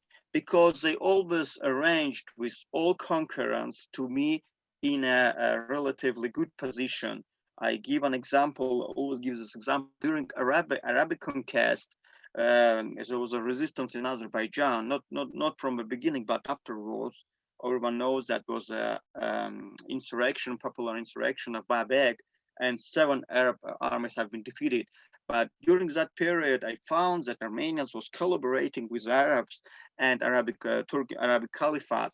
And for example, in a territory of Nagorno-Karabakh, present Karabakh, they used to have authorization to manage the Albanian church that was there. And what they did, they destroyed the archives of Nerses Bakur, Albanian kings, that they throw away in a Tatar. So that kind of facts we can find several in history. So Armenians had this position, but they didn't have their statehood by that time, and it was a problem. And another point is very important, its position of Armenian church, which is very important because during my research, I found, and I considering until today, that Azerbaijani problems began with the movement of Armenian Catholicos headquarters, let's say like this, in Echmiadzin. So what's happened? Armenian historiography, I always told my friends, my competitors, when I studying something, we have to never reject the opposite point of view. It's interesting to see what the opposite side wrote, considers, and that's why when presenting my points of view, I was presenting what's saying Armenians about it. So Armenian historiography is saying literally that at that time the Turkish tribes, even they don't even talk about that there is a Turkish tribes statehoods from there. So it's mainly Safavi because it was a Safavi conquest. And they was interested in Armenian help or support, and namely about they talking about probably Nagorno-Karabakh, and that why they authorized the election of Katolikov, Armenian Katolikos, secret election. It was happening in Echmiadzin. So, but I found in Azerbaijani historiography the evidence that in 1544 exactly, the land was given to exploitation or rent for some time to church cults of Armenian church. And the main interesting thing, and also Armenian historiography saying that Beglar Bek of Yerevan was jumping everywhere to prepare this election, etc. So it was backing them and supporting them. But the point is that Armenian historiography from this point calls all Armenian history Echmiadzin period. So from this point, I found that Armenians probably had already that idea to move their territory progressively to the northern east. So, and also, as I told, the conquerors gives them the relative autonomy and power to manage the vestige of Albanian church. So they progressively influenced the Karabakh and Gregorian and Armenianized some kind of populations there. But it was progressively, not for this time, because we have some cut between two. And what is the cut? It's also written in Armenian historiography that Abbas first in 1603 made what they called a great surgun. It's both words are Turkish. It's a great migration when Armenians was forced to leave all the territory. And why Armenians have to be forced to leave? It probably because of their position, because the equilibrium between Ottomans, Turkey, and Safavi state was fragile. I found in historiography that Ottoman Turk for many times was hesitating, saying some spies, some inquiries, saying what's the intention of Safavi state. And once they were sure that Safavi state won't attack again, so they signed that treaty, and that lasts for 15 years and again and again. So the equilibrium between two was fragile. What's happening beginning in 17 and through 17th and 18th century, it's three things. First, we see that Safavi states gradually transform itself in the Persian state, because we have to also to understand that in the beginning, a Safavid state was purely Azerbaijani state, and I always telling that to my compatriots. But in very beginning, as the base, the force of Safavid state, what we call Chirik. It's a Christian, it's peasants that was enrolled in Safavid army, in that army, and that peasants was Azerbaijani speaking. So that's why in the beginning, in very beginning, Safavid state was Azerbaijani state, and that's why Ismail problem first was a rise of Azerbaijani language and culture. But during that century, the deep process happened in Safavid state, and as I told in another expose, that probably the great conquest of Safavid states needed them more resources, and that resources can't have based on Azerbaijani Cherik. So they used the Persians one, and that's why it was a mixed marriage. Also Shah married with an Iranian. So Abbas first was also, let's say, already half Azeri, having mother which was Persian. So it was gradually transferred in a Persian state. And 603, the Persians, this Persian state decided to remove Armenians because they both entrusted them. So Russian Empire also reinforced itself.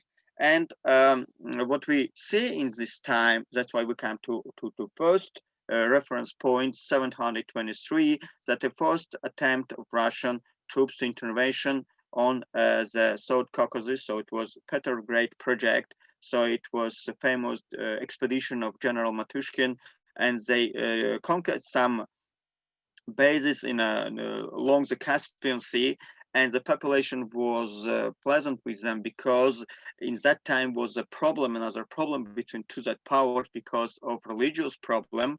I put it in the little bag on Shias, with Safavids used the Shia religion, kind of part of Muslim religion, to come to power, and while Ottoman was a Sunni. So from that point, many times in history in this region was a clashes between two, and the clashes was also motivated by religious consideration of belonging of one of another to one or to another. That's why the population was weakened, was upset with that clashes, and that's why the Russians could conquer some of that. But another thing, it's in this Russian move, first Russian move, that the Russian couldn't stay because Europe wasn't now happy with Russian advance. So the Europeans made everything to Russian leave them. You know that if we take a global context, by that time Russia made also war with Sweden to access the North Sea, and they succeed. So Europe lost that, what we call the wars of ouverture on a Baltic basin. So it was no way to getting Russian take foot stop on a South Caucasus. So Russia have to forced to leave, but Russian has already the plans to come back. And again, if we consider what the problem with us with Armenians, that in this time we see that Armenians wanted to play that Christian card on their side. So what they did, Armenians, some of them gone until the Russian Tsar, even Pernigrant. It's in Armenian historic you find Ismail Uri, that famous Armenian who came and to take to emperor to please come and save Western Christian, because that's the way Armenia presents themselves. So save Western Christian, but a wise emperor didn't want to play this dangerous game with clash of civilization. So Russian prepared to leave and prepare methodically new invasion. So what's happened, as I told in my abstract, that Russian spent 100 of years to subdue the Montagnards, notably the Chechen on the North Caucasus, by constructing the fortress and step by step moving back to the South Caucasus. Another phenomena that occurs in this period is creation of Azerbaijani Khanates. So it's autonomous feudal state structures which lived with autonomy life, and some of them was they was neighbors of all of them, and we're talking about North Azerbaijan part. Okay, so some of them was friendly one to other, another was is in opposition and in a struggle. For example, we can give an example that Ganja Khanate was the enemy of Karabakh Khanate, and that play its role also in what's happened afterwards by Russian take control over them.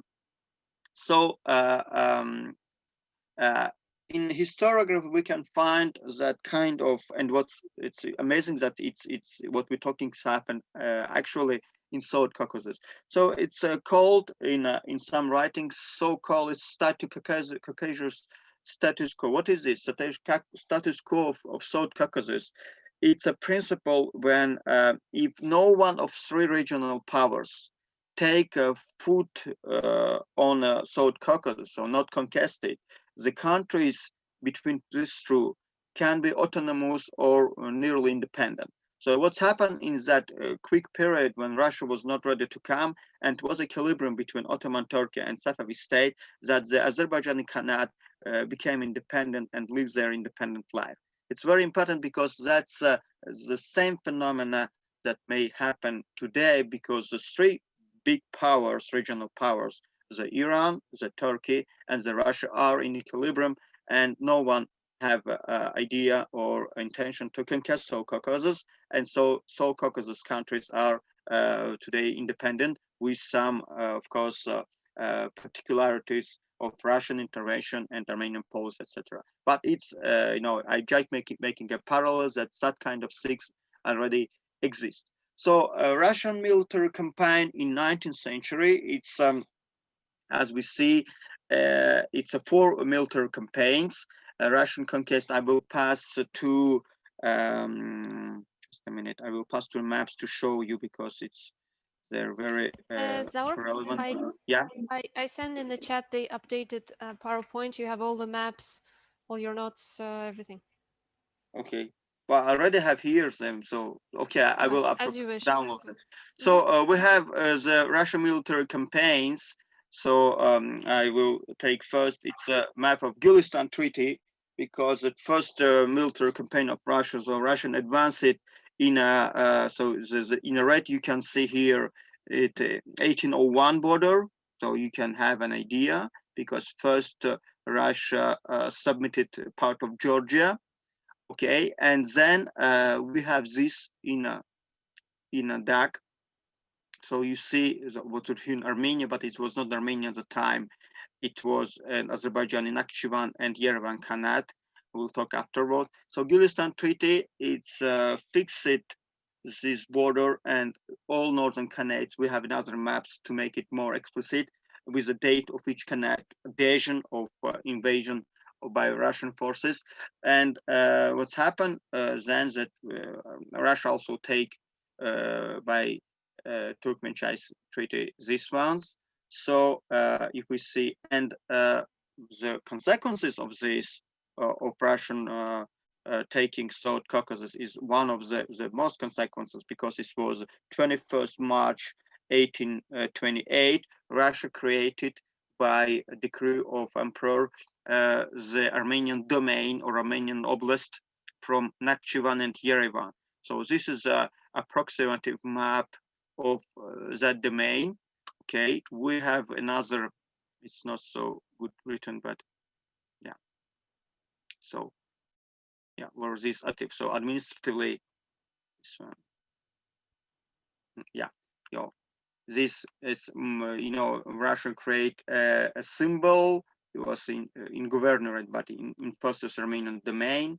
Okay, and divided in administrative things. And I will also discuss then voila, this one, for example, this is a map of Yerevan gubernia, but it is very interesting because the black marron, the color, it's Armenians. So Armenians mainly lived here, okay, and all this yellow is still Azerbaijani.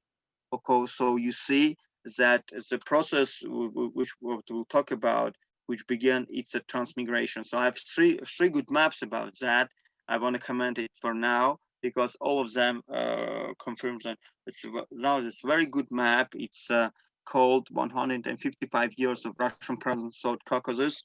Unfortunately, I do not have a big resolution, but I think we may have a resample it afterward. But what we see now in this map, that all these points in yellow, it's Armenian transmigration, okay?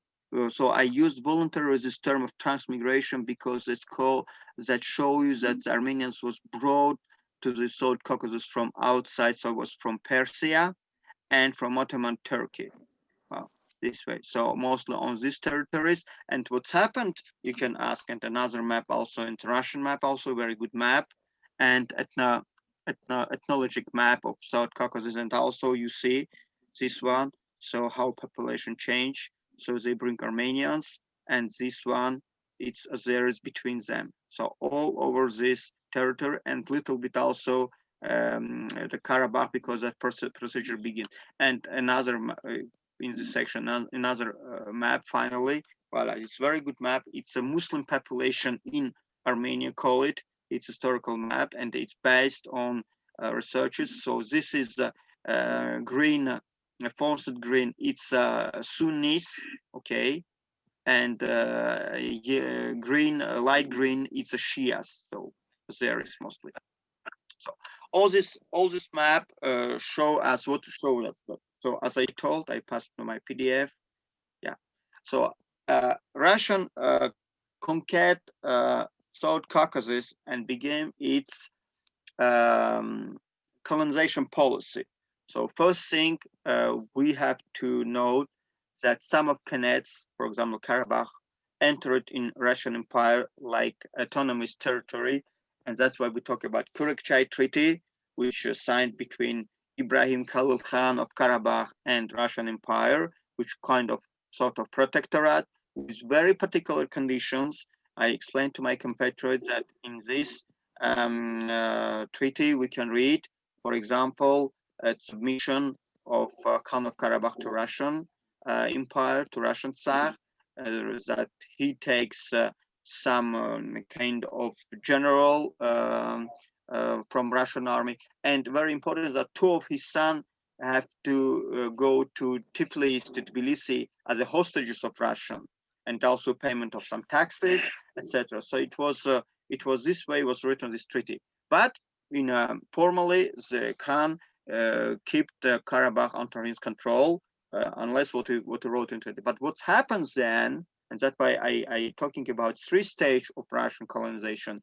First, the Russians was signing of treaties of voluntary adhesion, of conquest, because in another case when they didn't sign any treaty, just invaded with troops, like in Ganja.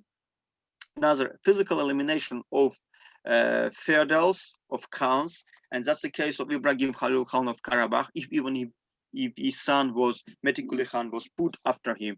But the point is, I studied particularly this question to understand what's happened. The Russian historiography is saying that was a mistake, kind of bad languages told to Russians that Khan prepared to make a defection and going to Persia, and that one the Russian Jaegers, Russian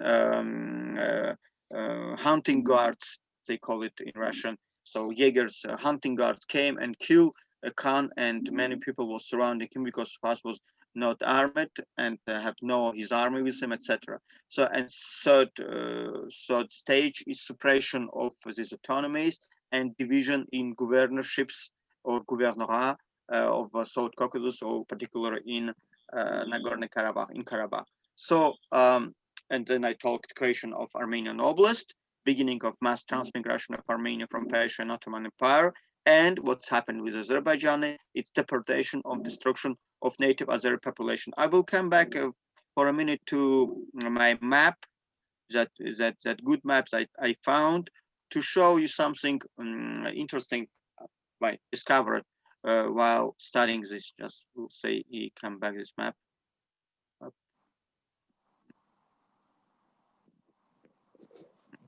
This limit of online presentation.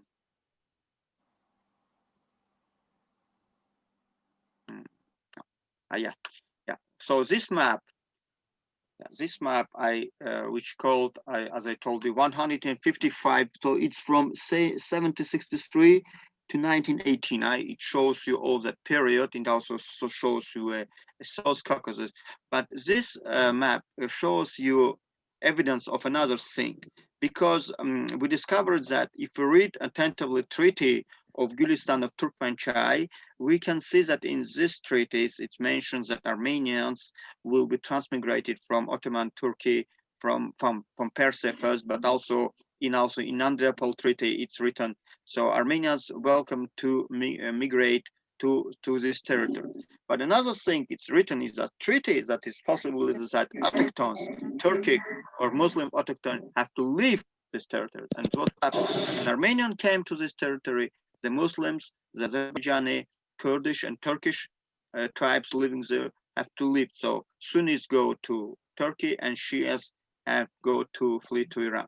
But what happens if this consideration, if we take, well, it's not the point of this lecture tonight, but I told to my compatriots that if we take some outstanding scholars' testimony, researchers of that time, one of the Russians, that if from 1.3 million Armenian population of South Caucasus, only 300 was native from South Caucasus. That means that 1 million Armenians came during 19th century in South Caucasus. So that means most of them probably came, I think, from the Eastern Anatolia, from this region. So that means that Armenians, Russians weakened Armenian population in South Anatolia. And that's very important, that will lead us to what happened afterwards, will lead us to the tragedy in Eastern Anatolia. Armenian was not sure to win. They had no resources to win by that time. And that's the reason they perpetrated massacres, massive massacres of Muslim population in Eastern Anatolia to take over. So because they didn't have resources to succeed. And also the same things they did in Yerevan, in ancient Khanat, maybe less in Nakhchivan because it was not in a majority, but in Yerevan they did, and also what's happened in Baku. So after going next to the plan, I show you two more maps. This one is a very good map which shows final boundaries. So it's administrative divisions, also Russian map, and it shows you this is a border of 1878. This border is a final border, and maybe it's even here, even more explicit. You can hear, yeah. This is a border of 1878, yeah, which is in red. Okay, this is Nakhchivan. This is what present-day Armenia. So, and this is the 6 vilayets called so-called Armenian villages, on which Armenians are thinking they will pretend and take, and that's important also because this game lead to this game lead to the tragedy of the beginning of the last century. Okay. Zar, sorry. So by the yeah. Could you please go to the tu vois il y a fichier édition affichage. Pourquoi tu es allé au niveau de l'affichage s'il te plaît? Avec Attends, je ton vais souris. arrêter le truc. Non, tu peux le garder, c'est pas compliqué. Tu le gardes, juste tu vas au niveau d'affichage, tu appuies sur le menu. Affichage ici à PDF, c'est ça? Non, où? Dans PDF. ton écran. C'était dans ton écran. T'as arrêté le partage, c'est ça? Écran de quoi? En fait, Oui, au niveau je saute de... le partage, oui. Excuse. Au niveau de partage, en fait, il fallait aller au niveau dans le menu affichage et faire display plein écran. Ah. Comme ça, on voit les Ah oui, cartes en d'accord. grand. Mais c'est où? C'est dans le Zoom? Non, c'est dans le Zoom? Non, c'est dans le PowerPoint, dans le slide. PowerPoint. OK, plein écran, d'accord. Bon, déjà, je vais charger l'autre PowerPoint, peut-être je vais l'utiliser. D'accord, je vais refaire, d'accord? Je vais voir si ça marche. Comme ça, c'est merci. Alors, I'm come back. I will just try. Okay, just take this up to charge this. Okay, so I'm taking, because Shabnam showed me how to show you the full screen. So we'll try. Okay. Well, I take this. Okay, oh yeah. And then in affichage, just a minute, we'll go in affichage and here. Yeah. Up. And c'est où plein écran? À plein écran, j'ai compris. Oui. Okay, up. So nothing happened because it's already in browser, so it's not making affichage. So well, I will open another one, and we'll yeah, c'est bon. Well, now it's a full screen, right? Well, you have to see it in full screen. So what I was talking about, it's you have to take in account that this is very important, these borders, because what's happened that the same idea lasts for years, and unfortunately in the beginning of 20th century Armenians present themselves as Eastern Christians, as the blocks they can create between Ottoman Turkey and the Turkic or Muslim population in the Caucasus. They sold this idea to Russians, and they sold this idea to Western countries. And that's the lead to the tragedy. So I'm coming back to my plan on PDF, and yeah, and here also have to have affichage, plein écran, je sais pas où il est, je vois pas, non, bon. Pardon, c'est affichage et lire. Lire, c'est pas plein écran, mais c'est lire. Lire, je vois pas lire. Affichage de page, c'est ça? Une seule page, non. Bon, c'est pas grave. Okay, so and we begin to the beginning of 20th century, and it happens three main things in a region. First, concerning Armenians not happy with the Russian colonization policy, because in the beginning, let's remember, the idea was Armenians will have a kind of independent principality within Russian Empire, but Nicola I rejected it and created Armenian Oblast, or Armenian region or domain. I used to call it Armenian domain. Then it's transformed in Armenian Yerevan gubernia, so it became kind of Russian governorship. And Russians, as all over the whole country, in Azerbaijan, in Georgia, everywhere in Caucasus, they did their policy of colonization with a forced Russian Russification. So this policy didn't lead to Armenia. Beginning was supporting it, and after Armenians was open. So what happened in this time? Armenians began create their nationalist parties, mostly from a group of Nechayev, type of Nechayev they call it, but they mostly, well, Maxim Guan can explain us in the deal, but probably he will agree with me, and everyone will agree with me. This is a terrorist organization by nature, because their aim, as the goals they fixed, the means of achieve their goals was only by terrorist acts. So what happened by 1905-06 that Armenians became perpetrated terrorist attacks and action against Russians.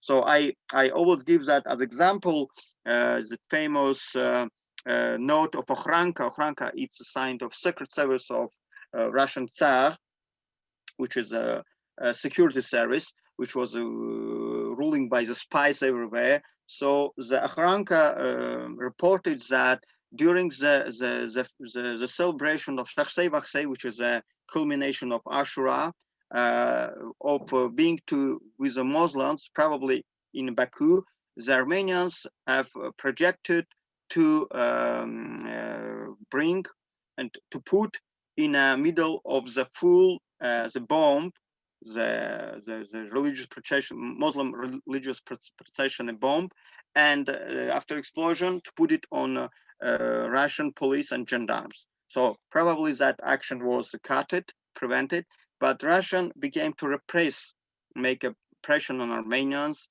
and some kind of repression happens in Armenia. So we have two dates. 1903, the Russian Empire sequestrated all belongings of Armenian Apostolic Church. It's not last for 2 years. So that was a mean to stop Armenian terrorist attacks. And another thing was a preparation of big process, because most of them was arrested and put in custody. So Russian planned to make a public procedure trial against Armenian terrorists. But then what's happened? Russian has idea to put a clash between two communities, Azerbaijani versus Armenian, so that we have a clashes of 1905, 1906. We talked about particularly what's happened in Karabakh. For that period, it was about 300 and some people died.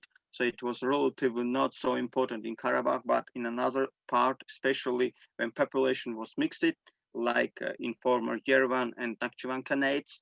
So wherever the population was mixed, that make a clashes and was some dead. We don't know. I don't know exactly how many, but I will address this question again. So, for example, for Karabakh was 300 dead, and this one also brings the calm Armenians and brings the things that there's a historical enemy for one and for another.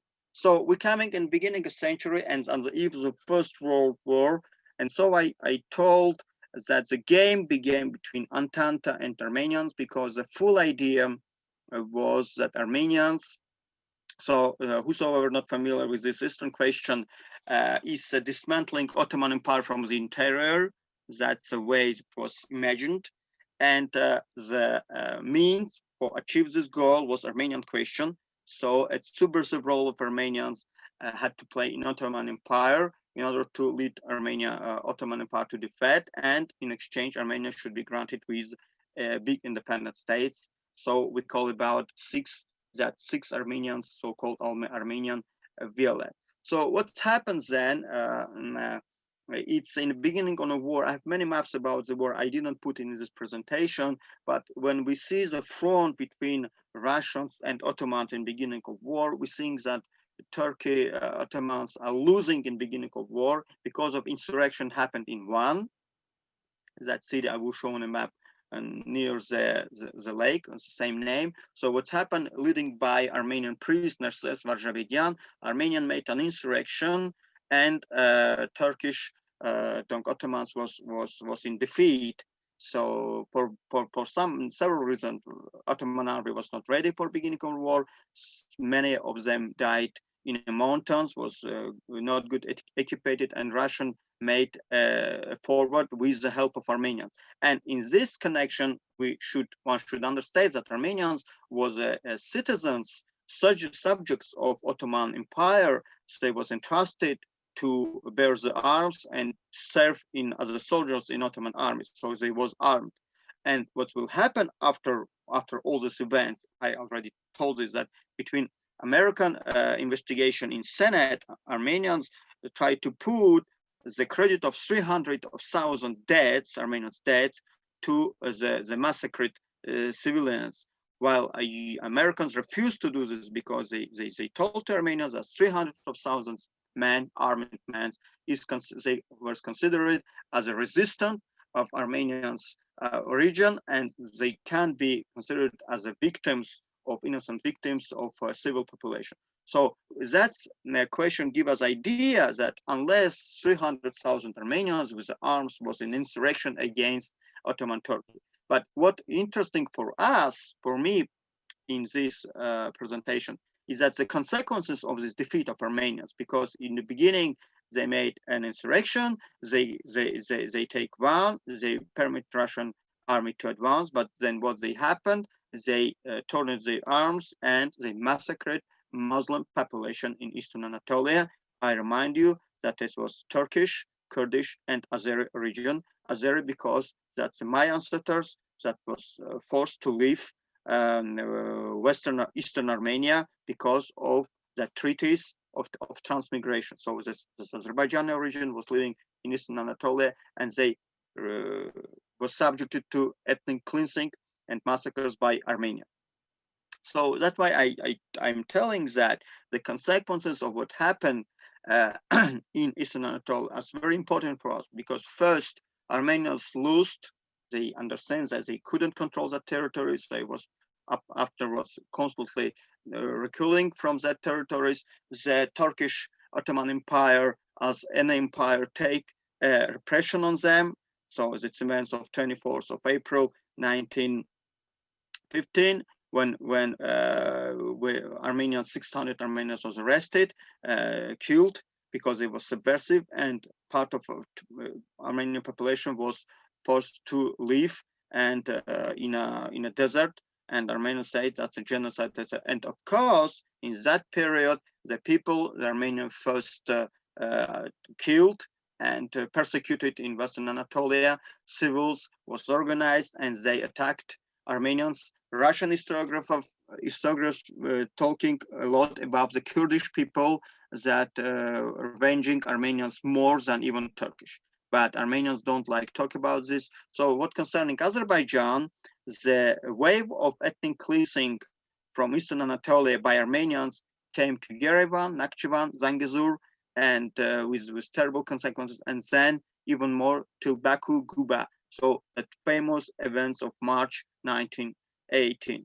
So Armenians made ethnic cleanings also in Zangezur, and what's happened in the consequences of all this, that was ethnic war, inter-ethnic war between Azerbaijanis and Armenians, Turkish intervention, and also war in a Karabakh between Armenian and Azerbaijani community. And the more important thing, it's impossibility for Armenians have any solution which was good for Armenians, because in negotiations afterwards, there was a Turkish argument that Armenian committed war crimes and they should pay a reparation. So in a reparation of war, Armenians lost all their territories. So the border of 1878 was no more actual. So Armenia lost that territory, and we have present-day Armenia because Azerbaijan and Georgia have been forced after by communists to cede the frontier border provinces to Armenia to create new Armenia. So that's a reality what's happened. So we come to the last part of these events. It's a Moscow Treaty, which means a rapprochement between Kemalist Turkey and Soviet Russia, and Armenia that was between two, and was preventing them to have that cooperation, especially for lines of railroads. So that was a main reason of this disappearance of Dashnak Armenia, because the Soviet Union, the Soviet Russia, and Kemalist Turkey to understand, signed the treaty, and then they signed a final Kars Treaty to grant a new border between Turkey and Armenia, and also prevent grant a Nakhchivan with autonomous protectorate under protectorate of Azerbaijan, with the conditions that Russia and Turkey is garant of this situation, and never Nakhchivan could be taken out of Azerbaijan. So what's happened with the Karabakh, as I told everywhere and all the time, the Karabakh was the last thing left on the table. And I told last time that there's some kind of explanation of that two contradictory decisions of Caucasian Bureau of Communist Party, because the 1st of July first decided that Mountains Karabakh, Nagorno-Karabakh will be given to Armenia, and will be held a plebiscite here, a referendum, kind of referendum.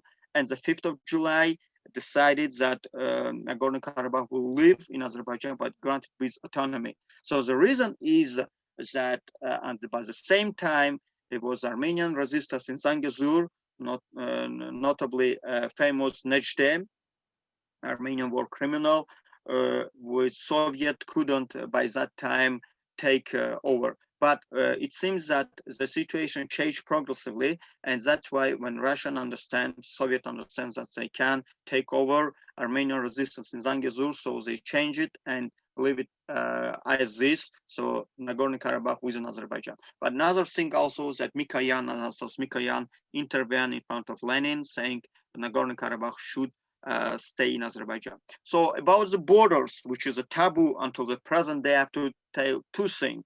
First, the borders concerning Armenian Turkish border, they written in treaty. That's all written. There's in annexes from line to line, from village to village, from river to river, from mountain to mountain. Everything, every square meter, kilometer is written down. So there's no way to discuss.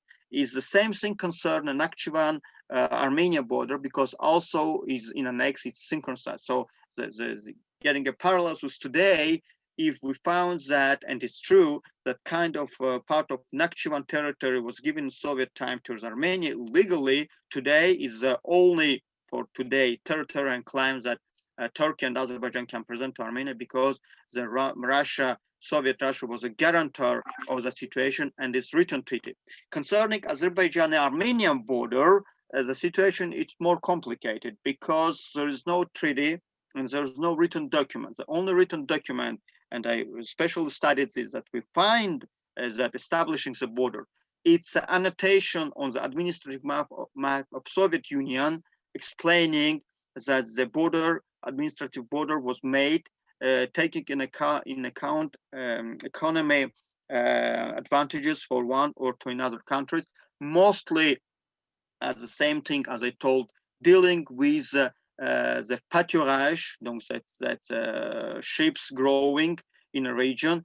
And what I discovered also is that the border between Azerbaijan and Armenia was drawn by the summits of Little Caucasus. So nevertheless, the part of Azerbaijani territory afterwards was given to Armenia, and there's a list. We can draw the list, exact list, which part and which village have been again given to Armenia.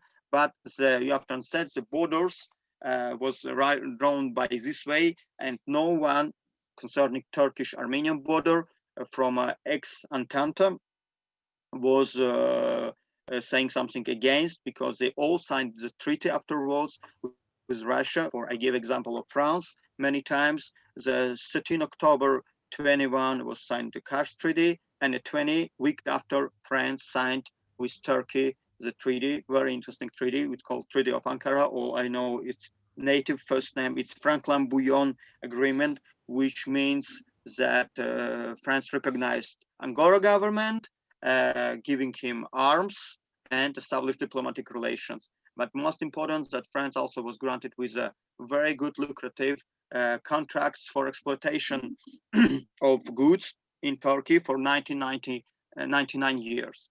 And maybe it's funny for today, but as soon as 99 years was end, the problems between France and Turkish Republic began again. So clearly we can establish parallels, as I told, between these three periods, because there is similar things. I found four similar things that we can put we found in front of you. First, there's Russia came back periodically to the Caucasus, and it became a cycles. So now again we can say Russia again come back now in Karabakh as peacekeeper. But anyway, Russia coming back periodically to the Caucasus. Europe having always a great aspiration to play some role on the South Caucasus, but never able to fulfill its commitment.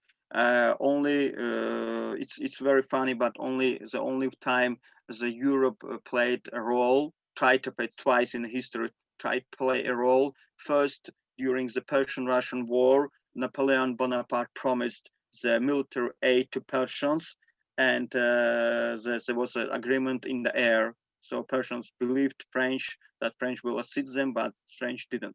And the second one, it's very interesting, at the beginning of this century, during Azerbaijan-Armenian war and conflict over the Nagorno-Karabakh, the English British government changed completely its policy and backed Azerbaijan. And I explained last week on first part of my lecture about first Azerbaijani-Armenian conflict over the Karabakh in the beginning of 20th century, that British was very kind of smart policy, because no British soldier dead in Azerbaijan, in South Caucasus for that period, but they bring the power, the force, and trust it, and even they made the policy to try to settle it. They didn't succeed, but they did everything they could. So the conclusion we can take of this, after I show you some interesting maths, it's several kind of conclusion. First, about the borders. So first about responsibility.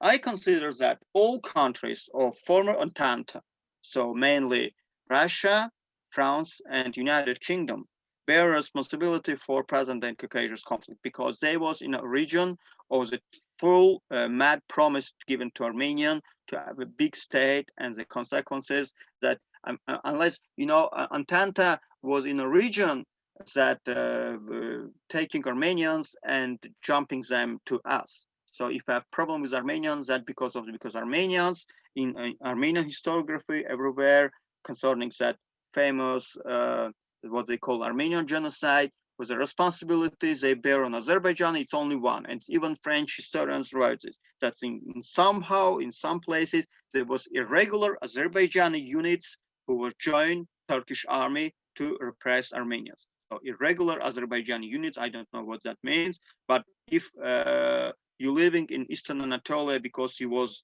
first pressed to leave your native land in Yerevan during that exchange of population, and then Armenians come to make ethnic cleansing, the people take the arms. So what that happened in that way, and not only Azerbaijanis, also Turkish and Kurds. So the only approach to Azerbaijanis in Armenian historiography, and also another one, saying that Azerbaijani irregular units was participating in repression of Armenians. So another responsibility is all signatories of treaties establishing actual borders. I mean Turkey with Armenia and with this part. So it's all signatories of Lausanne Treaty. So we take Lausanne Treaty, or all countries signed Turkey with that border, recognizing that border, also bear responsibility, because none of them, except maybe of Greeks, because the Greeks was the last, but also Greeks signed a treaty with Turkey, peace treaty, but the Greeks was last to getting out of this issue. All of them, one of another, they get out and sign the treaty of peace with Russia. So conclusions, if we take Armenian aspirations to reduce the borders, what we call in international law rebus extensimus, change of borders, it's impossibility to apply this principle to South Caucasus because that can lead only to the war, okay? But there's still, we have obstacles to reconciliation between people, which is the main obstacles is that both Azerbaijani and Armenians have heritated many things from Old Testament, so that kind of revenge, okay? So what we can to do, and it's the same thing at the beginning of last century and the period of reconciliation during Soviet time, which I call myself the fragile equilibrium of totalitarian construction, is taking the truth, telling the truth. So only sharing and spreading the truth about what's happening with between the countries can help us, can help the both Armenian and Azerbaijani get out of this conflict, because otherwise we will always have. So my concept of beginning is that in 105 years we have third time a conflict. I will come again to show you some maps, and that's I will resume my presentation. Take some water, and also afterwards I will kindly reply to any question you can have to me. I wait, my maps coming up. Kind of lost the track of the maps here. We no longer see your maps. Yeah, me too. But I understand why, because I have to because as it's online, I first open Google Map. I will just refresh. Yeah, I refresh the browser and it will come back surely. Yeah, it's coming up. So I will show you. Oh, it's here. I will make, like Shabnam told me, full screen. Voila. And okay. So come back. Voila. So that was this one I showed you, and afterwards, oui, parce que, wait, to wait a little bit because I can't see my maps on left hand here. Normally I have to see another maps. I can't see them. Yeah, here. So it's coming. Okay, and we'll go back. So, well, as I told you about, okay, charging.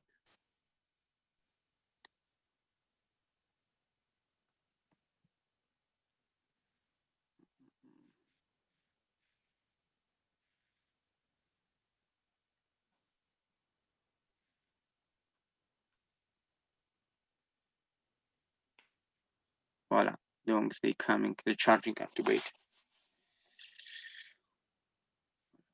Okay, I won't comment several maps from this period, from this last period.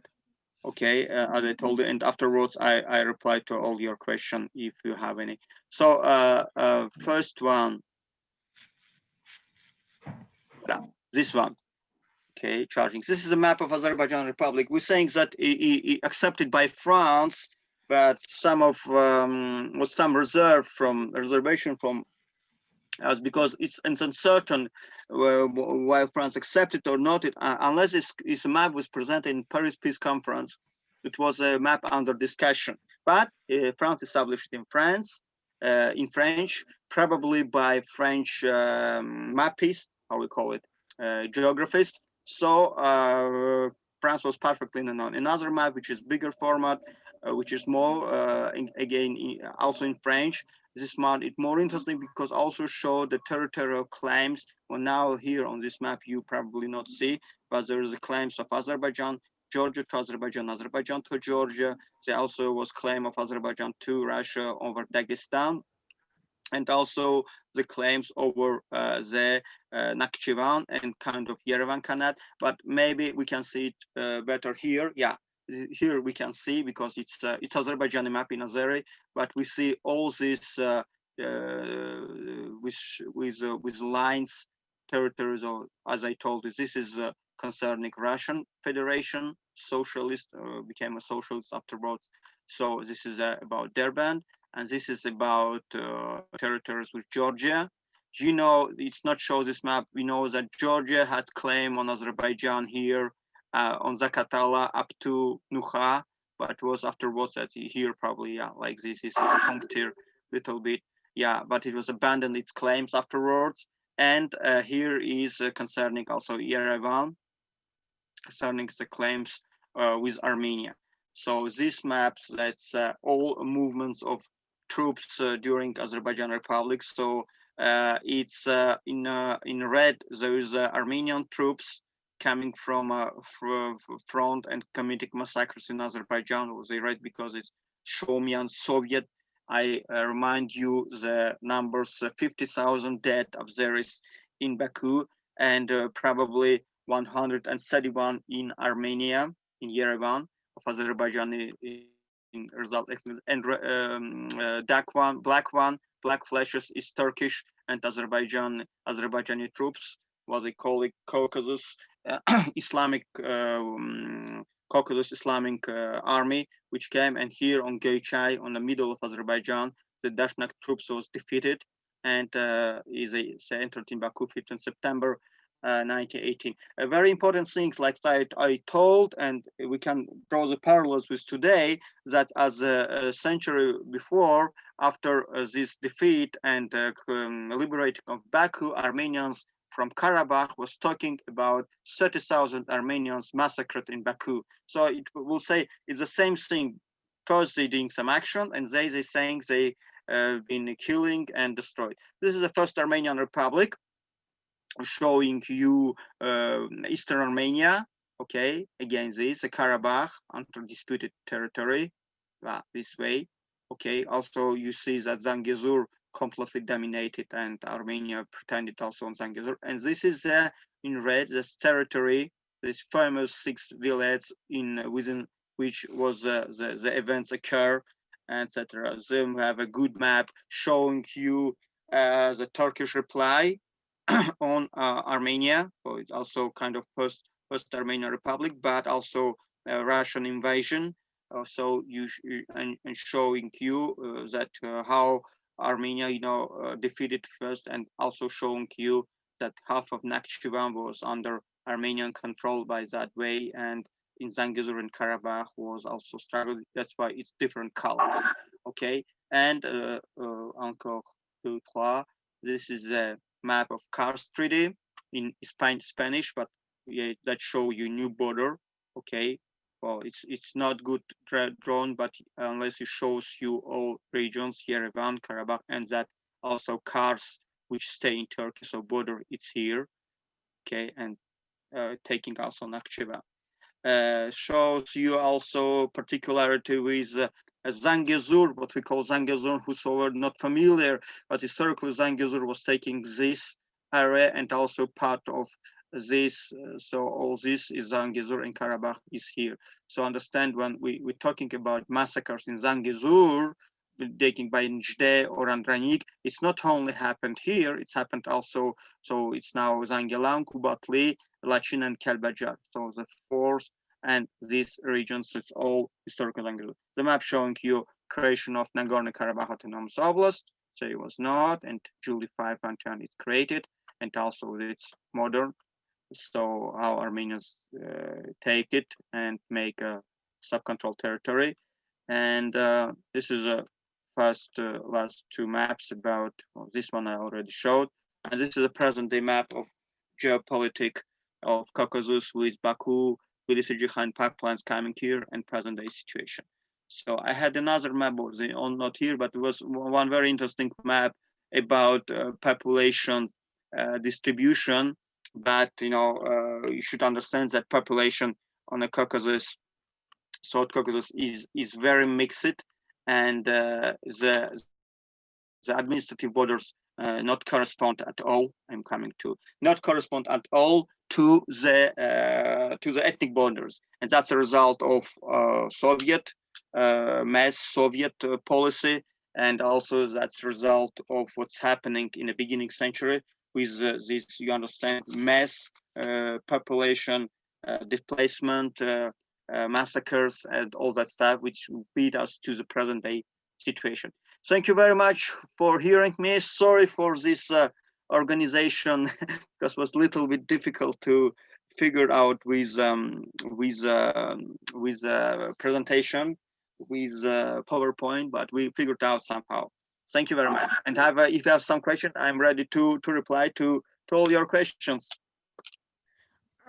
Thank you so much, Zavor. That was excellent. There were actually 3 questions specifically for you on the sidebar, in the chat.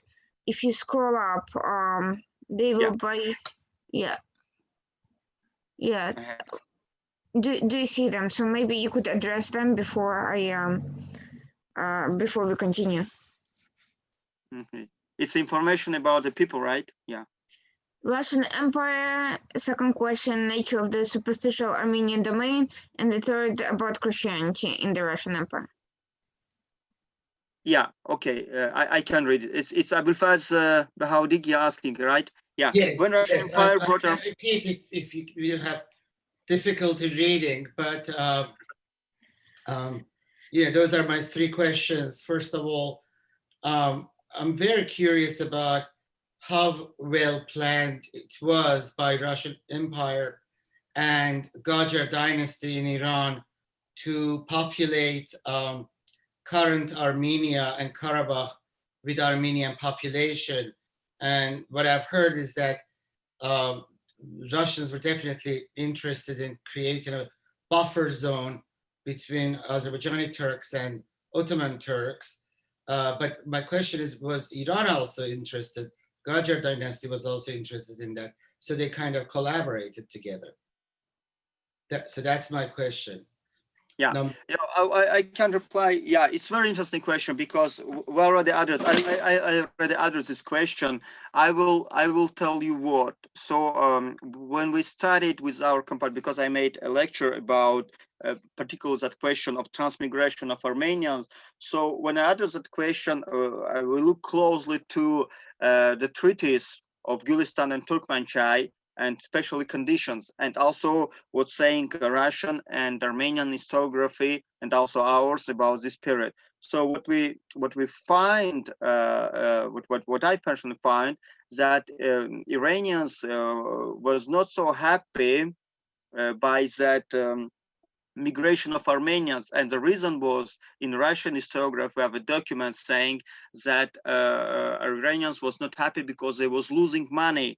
And I understand, and I explained to my compatriots that it's easy to understand why, because the Azerbaijani population on that territories, all territories, I mean, it's the same thing inside of Azerbaijan in Karabakh and there should be the same thing in Yerevan and Nakhchivan. So Azerbaijani native population was mostly occupied with growing, agricultural growing, so especially animals, okay, sheep, etc., because that's their culture. So it was not, let's say, not so industrialized population, okay, while Armenians living, and we know that it was always during even Soviet era, while Armenians was small artisan, most people making something, having some particular competences, I don't know, carpenters, all that things. So they was in a business, in production, industrial production. So it's understandable that for Iranians lose Armenians, and with the first year, the condition of treaty is very particular, that we're given only 1 year to pass the border, okay? That's why we found in Russian historiography, Lazarev, for example, who was a Russian officer of Armenian origin, was very having money, giving him Russian government, giving that money to Armenians to organize their transmigration, because they was hurry, because they knew that within 1 year, Irania, Persia will close the border and Armenia won't come. So this first part of question, it was a natural resistance of Iranians to Armenians. Another thing, I don't know if it was the same movement in Ottoman Turkey, and I will tell you why. Because I discovered studying historiography during this conflict that what's happened and why Russians succeed to take over Persians and Turks, that it was held by Armenian population, local Armenian population, in living in that kind of territory. So I mean, in a border with, if we take first map of Gilistan Treaty, so our upper, lower than River Kura, okay, so, and Araxes, pardon. So Armenians helped Russian, and Russian is always saying they giving some investigation, some information, spying, and helping Russian troops to bypass by some roads directly. So it was really organized, the treason, because it was a subject of Persia. If Armenian Turks, Turkish Armenians was a subject of Ottoman Empire, the Persian Turks was subject of Persian Empire, so Persia. So there was a treason. So in this connection, also we can also understand that if even persons understands that Armenians betrayed them, they even didn't want Armenians live. Concerning the question of buffer between Ottoman Turkey and Turks of Tatars of Caucasus, it's a not new idea of Armenians. As I told you, they already told that to Peter the Great, Russian Tsars. They was always saying that they're Western Christians. They're very familiar with Muslim population because living among them, they know they cultures, they customs, so they can play this role of regulators, of containment. So that's the role they was unless they proposed. Why Russians accepted that? Probably because Russian also understands that Caucasus for that time, Russian make a conquest, but after UK conquest, you have keep that territory. So of course Russia keep some troops, some Russians immigrate here. There was some forces, but it was always interesting for Russian even today having some auxiliaries, some helps in case of need. And Armenians corresponded exactly to that situation, because Russian was thinking that if something happened, if they need some human resources to enroll with army, with military operation, they can count on Armenians. So that was the deal with the Russian. So we will grant you with the land, and in exchange, you will back us if need be. So it's happened, for example, I studied particularly what's happened in Nakhchivan and in Karabakh, because they saying, Russian historiographers, there was no so many Armenians growing in Karabakh. But Karabakh, I will, this Sunday, giving a conference in French, second part of conference concerning the war between Azerbaijan and Armenia. But we discovered something very interesting, because if we take figures of census, you've seen Karabakh beginning grow Azerbaijani and Muslim population in majority, okay, and it continues this way. Armenians grow slowly, but in a one period, as Armenians are in majority. They just sweep and became in majority. So no one can explain how it's happened. Which year was that? Which year was that? It's a big, and by the end of 19th century, there was a census. I put it, and in one next census, you have Armenians that in majority, especially in Karabakh, and we discover all that Armenian historiography saying that Shushi became a cultural center. There was this, and this, and they saying there was a migration of Armenians there. But how this migration was organized, we don't have evidence. So what happened, in my point of view, that Armenians was taking possession of the territories, was granted with economic help, Russian help. So it was a concrete Russian policy. What's happened, for example, in Nakhchivan, and we have evidence of that because Gribayev put it in writing as a testimony, because it's a historical document.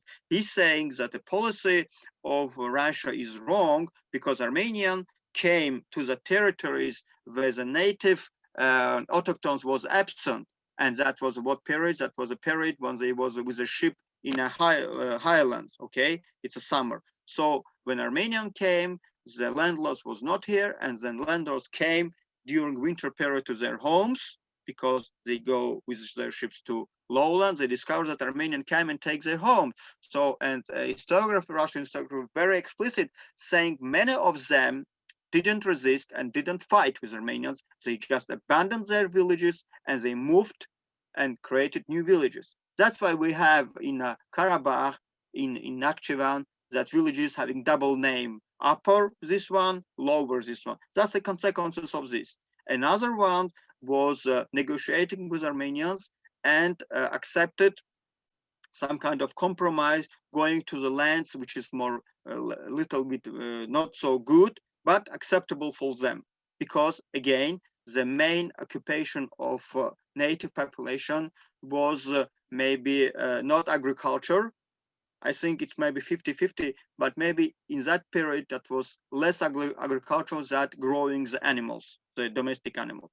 That's why. So taking all this account, and we find the same thing in the beginning of century. I didn't have time to prepare, but if sometime we doing the same expose about this during concerning the documents, strong historical documents, I can present you French report of Puy de Bar in beginning of century, which is a French captain officer serving in South Caucasus during the trouble period. And it was a document, which is official document of French Foreign Affairs Ministry in archive, which is very explicit. I don't know if some of you of my competitors have it under their hands. They can put it in a discussion. We can immediately open it and show or quote it. But I know I have good memory. Point about what he's saying in his speech in the report, which is most important. It's the last part of the report conclusion, saying it's discussing a situation in Armenia, Armenian defeat, how all difficulties, and in saying what have to be done to help Armenia to overcome. And the last sentence is very explicit, saying it's only under this condition we can help Armenia to become a shell between Turkey and Turks of Caucasus. So the same idea we can find again today, unfortunately, in French policy, saying, voila, there's pan-Turanism, pan-Turkism, Turkey was taking everything, was there. So the same idea used by, again, also by Armenians, but the same crazy idea 105 years after, we have the same thing in a discourse of our dear President Macron, which is crazy, unless it's happened 100 years ago. Okay, you have another question? Yes, it's sorry, I don't want to ask all the questions, but as you were talking, these were the most important questions I had. I really don't understand the nature of a superficial Armenian domain under Tsarist Russian Empire, because they didn't have autonomous regions as such. I mean, wherever empire conquered, it just became part of the empire, right? So what? And then they canceled that domain in 1845 for some reason, if Yeah. I'm not wrong. What Yeah. was the whole idea? So whole idea first was that if we follow Russian historiography, they saying that Russian officers of Armenian region tried to convince to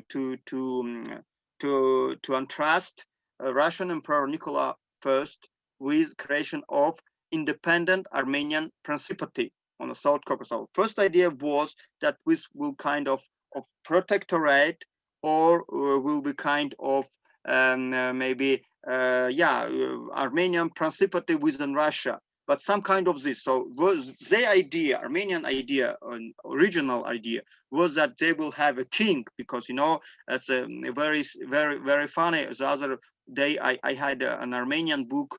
Someone sent me about Armenian history. I have to always have that kind of book. It's like maybe 500 or 600 pages.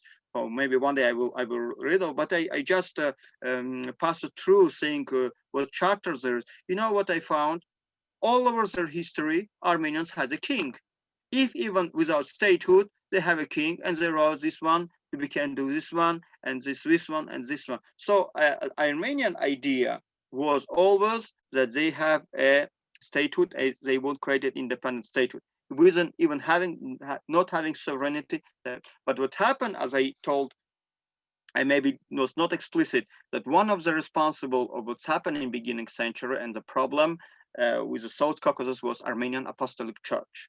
The responsibility is clearly on the church, because Armenian Apostolic Church, they was fulfilling role of function of state, and they had especially what happened in the beginning century in Van, in insurrection of Van, as I told you, Armenian priest lead it. So it's definitely Armenian Apostolic Church and responsible for what's happened. I don't know if it was also they were so far to massacre the Muslim population as Konchak or Dashtak Tutun, but I'm sure that Armenian Church by that time was thinking expelling, because there was a lot of experience as they did before, expelling Muslim population from that territories, and we will have great state. So concerning the Armenian domain, Nicola rejected the creation of Armenian domain. So what it granted Armenians, they published a decree of March 21st,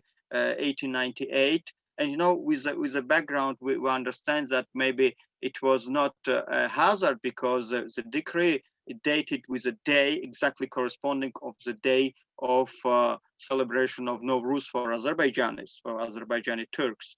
So it's very funny, very interesting that how the date corresponds, they coincide. But at the same date, they created by decree, saying that Yerevan and Nakhchivan Khanate should no more bear this name, and they will call Armenian domain. And also afterwards, they change it in Armenian governorate. Why? I think that Russians have always that idea. They made the same things they made with Azerbaijan Khanate. They granted with some autonomy and then suppressed the autonomy, because their idea probably from the very beginning was to have administrative territories under their control. They were thinking that Armenians will play their role, but as I told you, and maybe that's also a reply to your question, that's why with the next half of a century, and don't forget that if we come in 1845 to suppression of Armenian domain and creation of Armenian governorate, the Russia continues its conquest, and there's another war with Turkey, 778, and we come to the border of 1878. Okay, so Armenians probably was having an idea that, and it was great conquest, because Kars and Ardahan, it's a big territory. It's the same territory. It's probably half, maybe more than half that Armenian territory, actual Armenian territory. So Armenia, and the same thing happened. Armenians was migrated there. The Azerbaijani Turks and Turks population was expelled by treaty. of barter exchange. So Armenians was thinking about it. But what's happened in the beginning century was they understand that Russia has no idea to grant them with autonomy. They will continue Russification. Then turns arms against the Armenians. So. Thank you. Did Russian Empire has Christian as the official religion of the entire empire, and what? Yeah, it's a very interesting question. You know, it's a Russian political system. By that time, it centered like history. Well, most communist analysis, but I think it's not wrong. It's autocratism. It's more mean autocratism. It's a link of Tsar with the church, because Tsar was designated as being, I don't know how to say in English, Помазанник Божий. So we say in the representative of God on earth. Yeah, the representative of God on earth. Yeah, that's yeah. What, so were French kings. They all believed in that. So they and even Queen of England right now, she's also head of the church. It's the same concept, isn't it? Tsar is also head of the church. Yeah. In Russia now, it's a little bit particular because they always accepted that was a comment s'appelle patriarch of Russia, okay, which is by the time was greater. Of course, the Tsar's power was absolute by that time, but patriarch of Moscow, of all Russia, was someone very important by that time. They played the role. The proof that the communists didn't remove them, didn't maybe was especially was some repression against the Orthodox priest after revolution takeoff communist takeoff, but they didn't touch to Patriarch of Russia. So that's kind of thing, that particular to of Russia, because was always sense that God given power given by the God, and that's when that's particular thing in Russian mentality disappeared in beginning of such a Tsar was removed because of war. But did they force Muslims to convert, or did they actually put Muslims as second class because they were not Christian? Well, I don't think Russians, you mean concerning Azeris, right? On the South Caucasus. Right. I mean, Muslims of South Caucasus, that's interesting. I also put idea. I didn't find evidence so far that Russians was thinking to Christianize that population. It's true that in Russian historiography there is evidence that idea was also to restore Caucasian Albania. Okay, that was the idea. But maybe when they came to the territories, they understood that was an utopic idea. It was not possible. How you can, and if you take the report of population, so if they take there was 1 million Armenians transmigrated to that territories, they probably was was the same amount of Muslim population. So it was 1.3 million Armenians in South Caucasus. Probably Muslim was maybe nearly 2 million or something like that. So I think Russian was thinking that maybe creating these conditions, the Muslim will flee little bit more and more to Turkey and Iran, but they didn't organize the exchange of population, forces exchange of population. And don't forget that also they had another Muslim population in North Caucasus. Okay, they also didn't touch them, especially because the Chechens was difficult to subdue. And what happened with Chechen, and it's also until present day, and what we call in French clivage, and that clivage stay, that the lowland population was subdued by Russian, became more Russophile, okay, collaborating, let's say, and the mountain people, whosoever choose to remain in mountain, there was always in opposite and in opposition. And so it's happened with Chechen, and probably Russians wanted to, and in Azerbaijan it's not the same thing, because the mountains only in the north with the border, and the Karabakh, where was Armenian. So Azerbaijani mostly living in lowlands and using going to highlands only 2 times in a year with their ships. So probably that was not same problem as the North Caucasus. Anyway, I think Russia was a little bit scared of touching to this, and they was a wise decision, in my point of view. Thank you. Thank you. Thank you so much. Yeah, I'll just continue, let everyone continue with the discussion in a moment. For anyone new who came in since we started, I just wanted to summarize that the topic of the event was geopolitics of the South Caucasus and the role of third parties in the region. And we got an opportunity to hear or read about Pakistan's relationship with Azerbaijan and why they are allies, on particularly with respect to territorial disputes. From Ashad Mahmoud, we got to hear from Dr. Frank Musmar about the challenges that Israel is facing, and particularly from Armenia following the war. We heard from Maria about the Swiss approach to the conflict and the biases of the media and the silence on other factors. And of course, we just heard from Zohar about the historical geostrategic parallels between the roots of the Azerbaijani, Armenian, Turkish, and Kurdish presence in the area and the current developments in the region. So with that in mind, if anyone has further questions, please feel free.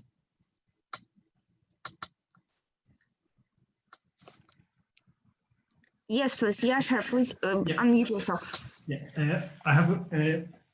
Unfortunately, I joined from the middle, so I don't know whether you have covered this or not. Would you say that basically the policy of the Russian Empire was not anti-Muslim, but was anti-Turks? Question to me. Well, yeah, I think so, because well, Russia is one of the countries that made most of wars with Ottoman Empire. As I told many times in history, Ottomans was playing European game because Europe, as I told, had no means of containment of Russia. Russia, you understand, it's a very old direction of Russian geopolitics, permanent search, the exit to the warm seas. So we know very good what's happened with Crimea. It was several wars. Russia succeeded to take food there. We know also how France and United Kingdom intervened to save Turkey. Okay, during Crimean War. So what's happened? So, but Russia succeed finally to take over step by step. I would say exactly like on the Caucasus, step by step. Russia advanced it and succeed finally. Russia policy, yeah, in the Caucasus, of course, it was directed against Turkey. Was a plan during preparation of First World War that Russian troops with Armenians can go and take Constantinople. So it was a big, huge plan. If you zoom up, you can imagine it's a huge distance, and it's a great idea how to have sufficient resources and troops to pass through over the Eastern Anatolia and to take Istanbul. So, but that was a clearly Russian plans, was in the plans, and not only Russia, because it was Entente plan, but Russians was really thinking they will succeed. That's why Armenian factor in what happened is very important, because maybe history was different if Armenians. I'm used to ask myself. I didn't have that take in any debate, but if Armenians refused in that critical period to serve interest of Russia and Entente, in some extraordinary. It was a cleavage between Eastern and Western Armenians. The Western Armenians refused to play this bad game. What was the outcome of this? Maybe they could negotiate afterwards with Kemalist Turkey, and during that particular geopolitical context of need alliance between Soviet Russia and Turkey, and they maybe could have more than they had at the end. That's the idea. But anyway, history, destiny has it, history has it. But that's the point. That's the point that Russia, of course, used everything to content Turkey, and they used Armenia. Well, you partially answered my question, but the other part is, I feel, slightly misunderstood. When I say, I didn't mean, well, during Ottoman empires, we didn't have Turkey anyway. My question was anti-Turks, and that includes Azerbaijanis. So Russians in Azerbaijan were not so much against their religion, but it was against their ethnic composition. And that's why they were trying to break them up, create a wedge of Armenians. And called Azerbaijanis Tatars. Nothing wrong with the term Tatar, but the fact that denying them what they are was part of their policies of being all over against the Turks, not Turkey, the Turks. Yeah, you're absolutely right. But no, let's not forget something very interesting in Russian mentality and Russian historiography, because it's some kind of things that never disappeared. It's like trauma of 300 years of Mongol-Tatar rule over Russia. You know, they many suffered of this, and Russian historiography mentions that for many times. That was and now, even now, sometimes if even they have a film movie about that period, they always try to show that the kind of glorious Russian hero was succeeding to escape, or succeeding to play a different game and overcome to Mongolo-Tatar. So that term Tatar in Russian, because I'm fluently speaking Russian, and as my compatriots, we was Russian formation. So in Russian language, Tatar is associated with that period, with something not good, and some kind of enemy, of course, or people not desired people. There was a funny story in the beginning of 90s of last century, at the end of Soviet Union. The one day the Mongols, the Mongolian state, made some moves to ask suppressed from the term Mongolo-Tatar the word Mongol. Okay, they asked Russians if it was possible to change this particular thing and not mention that was a Mongol, Mongols, but Russians refused. Of course, they say, no, it was Mongol Tatars. How we can accept this? So that shows you how painful and how important question is it. So when they came to Caucasus, South Caucasus, and found this population, they of course was amazed, because they found what they found: Azerbaijani Turks, who is Turkish speaking, okay, but they are mostly Shia, okay. They find this interesting thing. And also, I think Russians knew very well history. And so what happened is, I mentioned that in my expose, and today, of course, we don't talk about this, we forget, but we have understand that during a long time, that period when was clashes between two regional powers with Persia and Ottomans, was many religious questions. And there is an Azerbaijani national hero, which is a Koroglu, okay, which is a Turkic speaking Azerbaijani. And what is the epos? What is the epopee of Koroglu? What is the story of Koroglu? Koroglu is someone who fighting against the Persians, okay.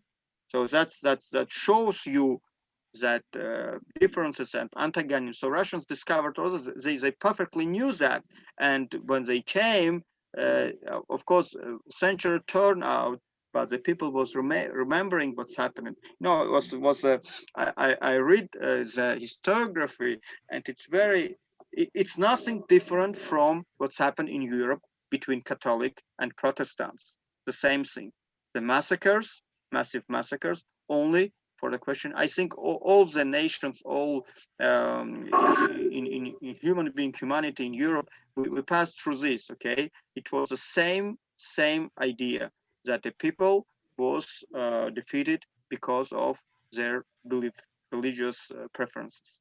So what's happened the same. So when Russian came, they understand probably this.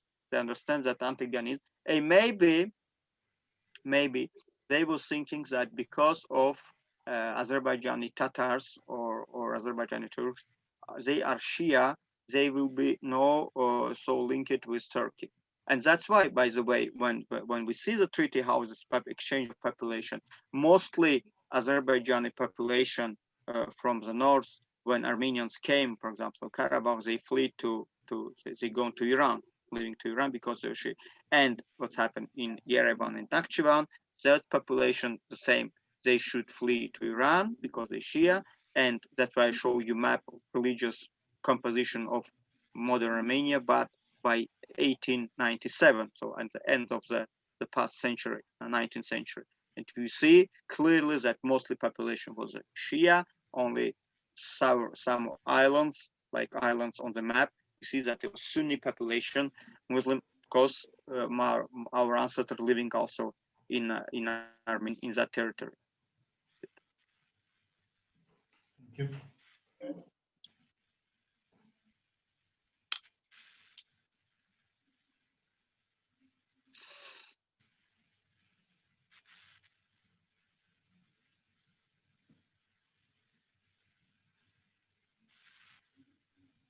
Are you planning to publish this as a book? Well, I'm thinking about publish first. Yeah, maybe in an article, and yeah, maybe you should work think about. But I think the most important thing, what I trying to present it today, it's we have to have a global vision of what's happened to understand, because and unfortunately, fortunately for us, for Azerbaijanis first, for my compatriots, that our voice is not audible. So I know it's the same thing in English, audible, not audible in Europe, in France especially, because of Armenian lobby. Because it's very interesting. But last Sunday I give a lecture about first war in Karabakh in the beginning century, and in what happens, happened absolutely the same thing. Armenians made the massacres, of course, with the communist help with Shawmian, but it was the same. Shawmian just used Dashnak coming back from front. And one question I should ask, this Sunday I will continue second part, but I forget to mention that that Armenians from Caucasian front coming back, I don't know by what extraordinary they found themselves in Baku. They never should come to Baku because they was backing from the front to Tiflis, and probably by military Georgian road, they call it, going to Russia or somewhere, because they was army engaged by Tsar, or stay in Armenia, just in Western Armenia. But somehow these troops came to Baku. They perpetrated a massacres, killed 50,000 Azerbaijani to take power from Musavat. So they succeed, Shawmian, the Baku commune. And when they was pushed out by Azerbaijani and Turkish forces by September 1918. And what happens then? Then Armenians of Karabakh, they say, oh, the disaster, massacres, they killed 30,000 Armenians. So we have the same speech today. We can make a parallel. It's the same thing. We have the same speech today. Armenians say we can't stay in Azerbaijan because they massacre Azerbaijanis, massacre Armenians. So it's the same argument. In the beginning, while they made an aggression, they made ethnic cleansing, they killed Azerbaijan is a illegally occupied territory by it's a proper to Armenian always to give information to trying to overturn you, and the same thing happened today. So I think They yeah, also massacred Azerbaijanis in southern Azerbaijan. At the same time, they came and massacred population of Urmia. And Persian historians completely cover this up.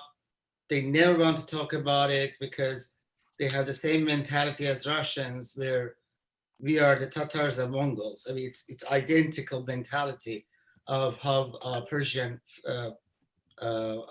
nationalism is built to hide the massacres done by Armenians. Right, that's interesting topic to address too, but it's the same. My idea is the same. You have to talk about, you have to publish, you have to say. We keep silent. You know, I know our Turkish friends hearing us. Unfortunately, we have this mass problem with the so-called Armenian genocide. No, I used to take debates on French TV twice already with Armenian. Someone find me. Well, they didn't find me yet outstanding Dashnak, but they think they will find me someone very bad and nationalist. But twice I have, and twice they saying the same thing. First told me, oh, Armenian genocide, you don't recognize it, so you are negationist. Okay, immediately it was a scholar from Canada, Armenian region. And second one was a very famous David Jan, son of David Jan. So what he called, when I told him was a Armenian tragedy, and I talked 3 words in Armenian saying, Armenians, listen to me. It's stop. You have to put stop to the lies because that's things that deserve you. So when I use this term saying Armenian tragedy is the beginning of century, and now because also the tragedy, war always a tragedy. So immediately he turned it out saying, "Oh, you recognize Armenian genocide? I congratulate you. Thank you so much. It's very good for me." So what they always doing? They doing this. So they taking what you're saying and trying to find how they use them in their benefit. So the only thing, and unfortunately we have this problem in France that our voice is inaudible. We can't have go to any debate. We can't have the equal time of speech on French media. And while Armenians are everywhere, you know, it came to the point. Maybe I told you, he was not here. Maybe last time they used to create now doing a conference on political science institute with a very good institute, Sciences Po. But what they doing Armenia? They doing webinar. They inviting all Armenians inside, and they filtering all Azerbaijani participants. So if you ask not good question, they immediately push you out from that, and that's unacceptable for a country. But the way it's working, Armenian, and even me, one day I put in and I asked why you did invite all Armenians. Do you think it's normal? They why not? So that's a petition. So unfortunately we have, and unfortunately addressing our Turkish friends, the time was unfortunately lost.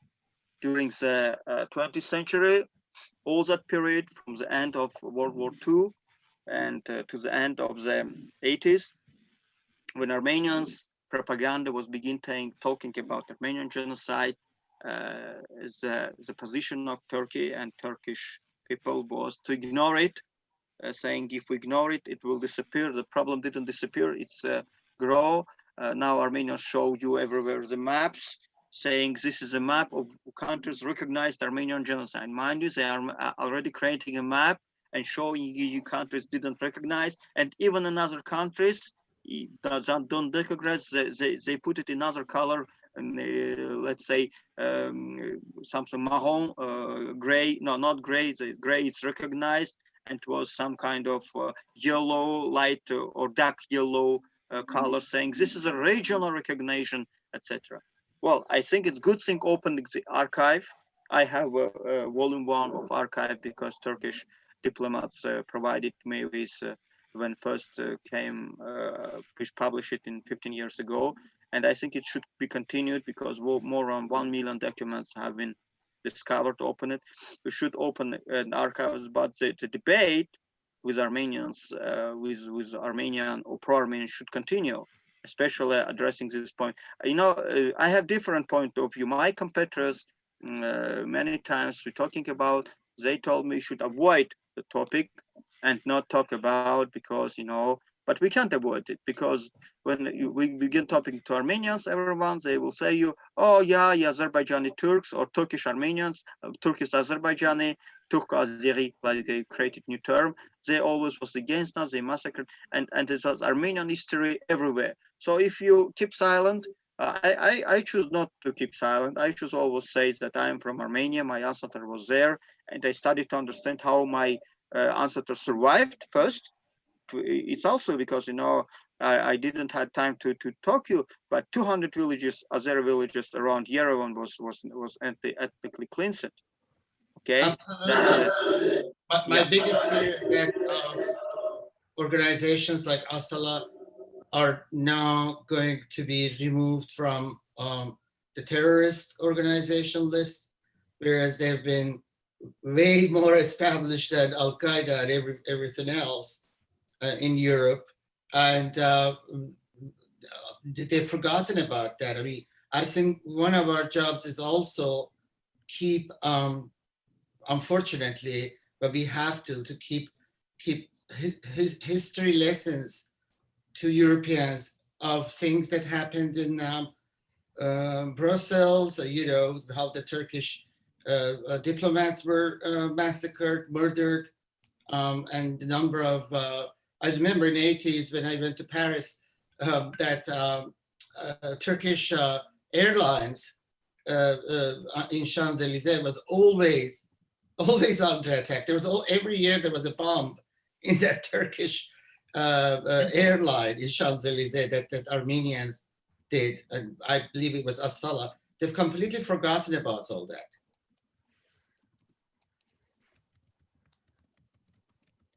Yeah.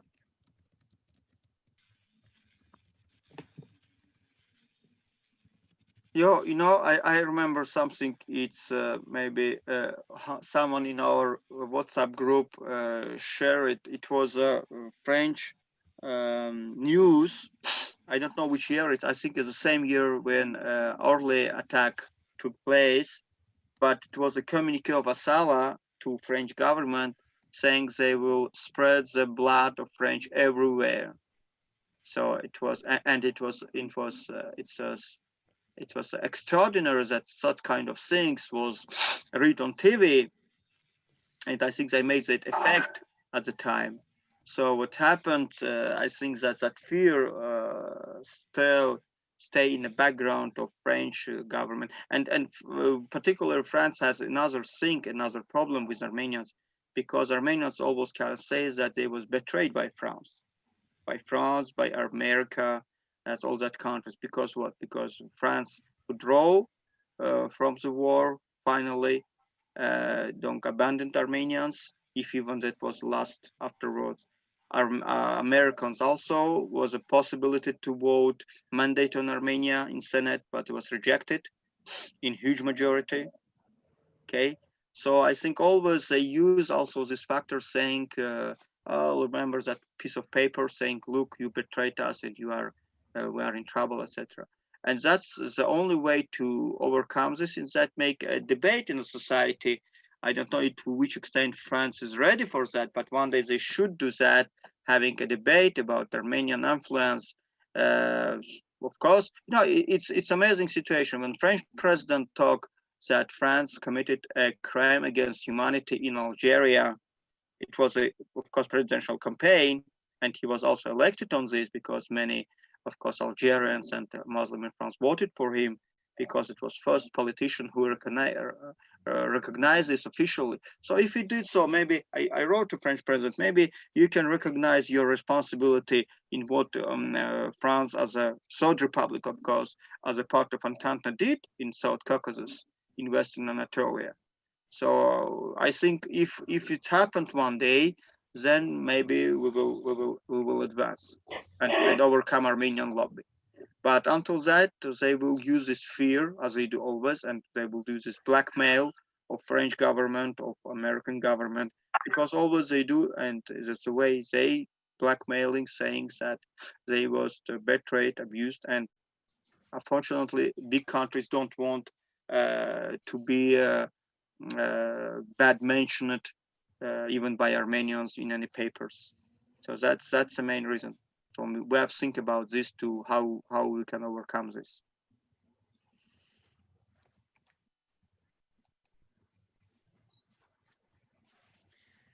Any other questions from anyone else? I actually wanted to raise a quick question to Dr. Musmar concerning his presentation, which is,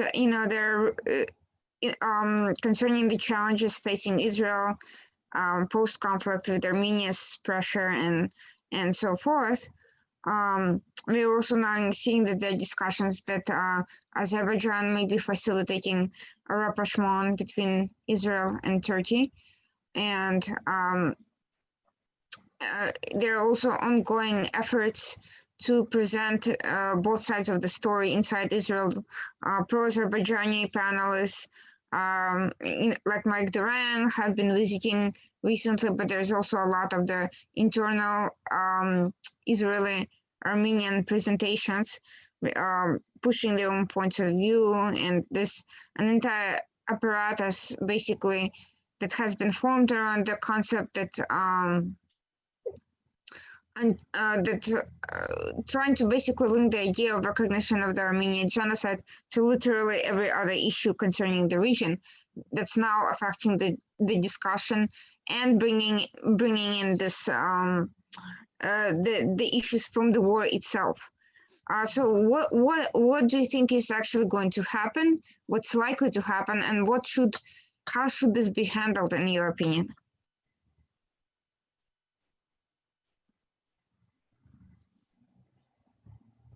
Dr. Musman, are you there?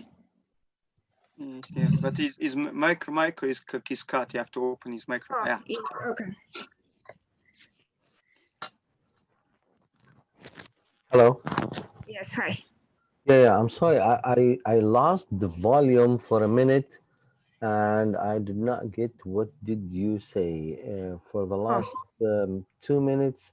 I'm not getting no volume. So following up on your presentation, I wanted to ask you, there are some additional complexities. There is now rumors that Azerbaijan may be mediating between Israel and Turkey on their rapprochement. Both Armenians and pro-Azerbaijani presenters like Mike Duran have been visiting Israel and trying to explain, discuss the conflict and the aftermath of the conflict. There's a lot of pressure, concerning what direction Israel should take next, and there's a push to make Israeli officials and analysts and journalists make public comments. And on the Armenian side, the internal Israeli Armenians are trying to connect the issue of the recognition of Armenian genocide to literally every other issue in the region, including the discussion of this particular war. So what do you think is likely to happen in light of these recent developments, and how, in your opinion, this situation should be best handled? Well, for Israel, I think it's all about strategic relationships. Israel, like any other key player in the area, just looking at the main conflict between Azerbaijan and Armenia up to their strategic benefits. Let's do it like this. I don't think any key players just go by like friends or buddies relationships. For Israel, eventually Azerbaijan is a much better player than Armenia at this time. So far, Israel been having like a good relationship business-wise between Israel and Azerbaijan. Israel is selling them the latest technology of the army and technology of warfare, and they're taking the oil out of Azerbaijan. Armenia, of course, it's too isolated, and the main concept for Armenia to gain some doors into Europe is to open some doors through a recognition of a genocide that been happened to them by the Turkish people. Turkey is the latest and farthest point of NATO in the east, and Armenia and Georgia is trying to take a key player point in the NATO in case they get accepted, or in the European Union, to replace Turkey's rule in the area.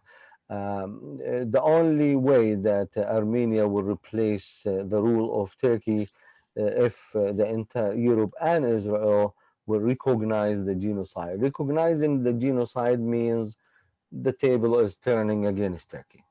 So far, Turkey is still the main corridor of gas to Europe.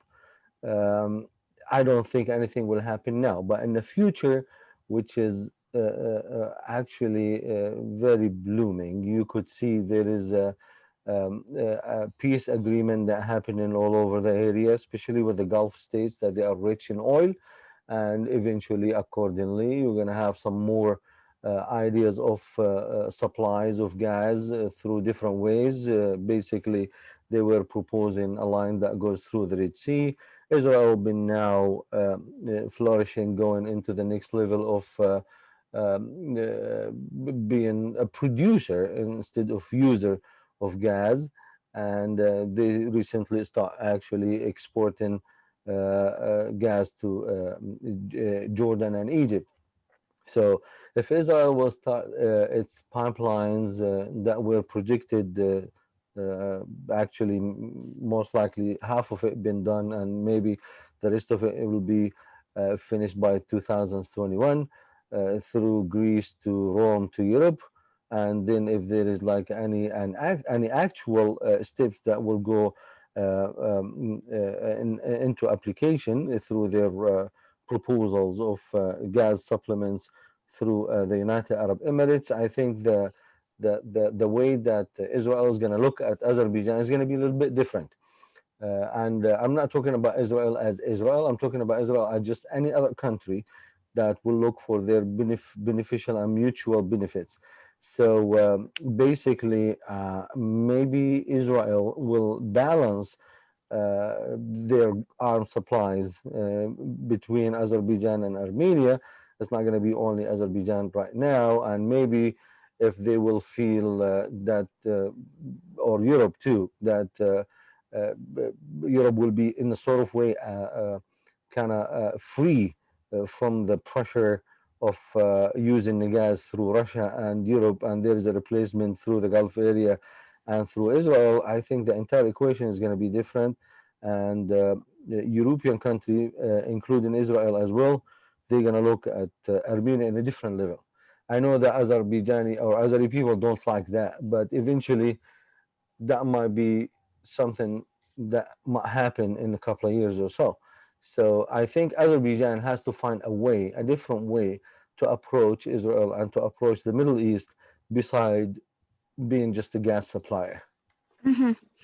Interesting that you say that, because my other question related to this was with respect to the Abraham Accords. Now Israel is kind of between two alliances, one with UAE and Bahrain, and growing alliance with warming alliance with Egypt. On the other hand, it seems to be making breakthroughs in its relationship with Turkey, but the Arab states and Turkey do not get along at the moment.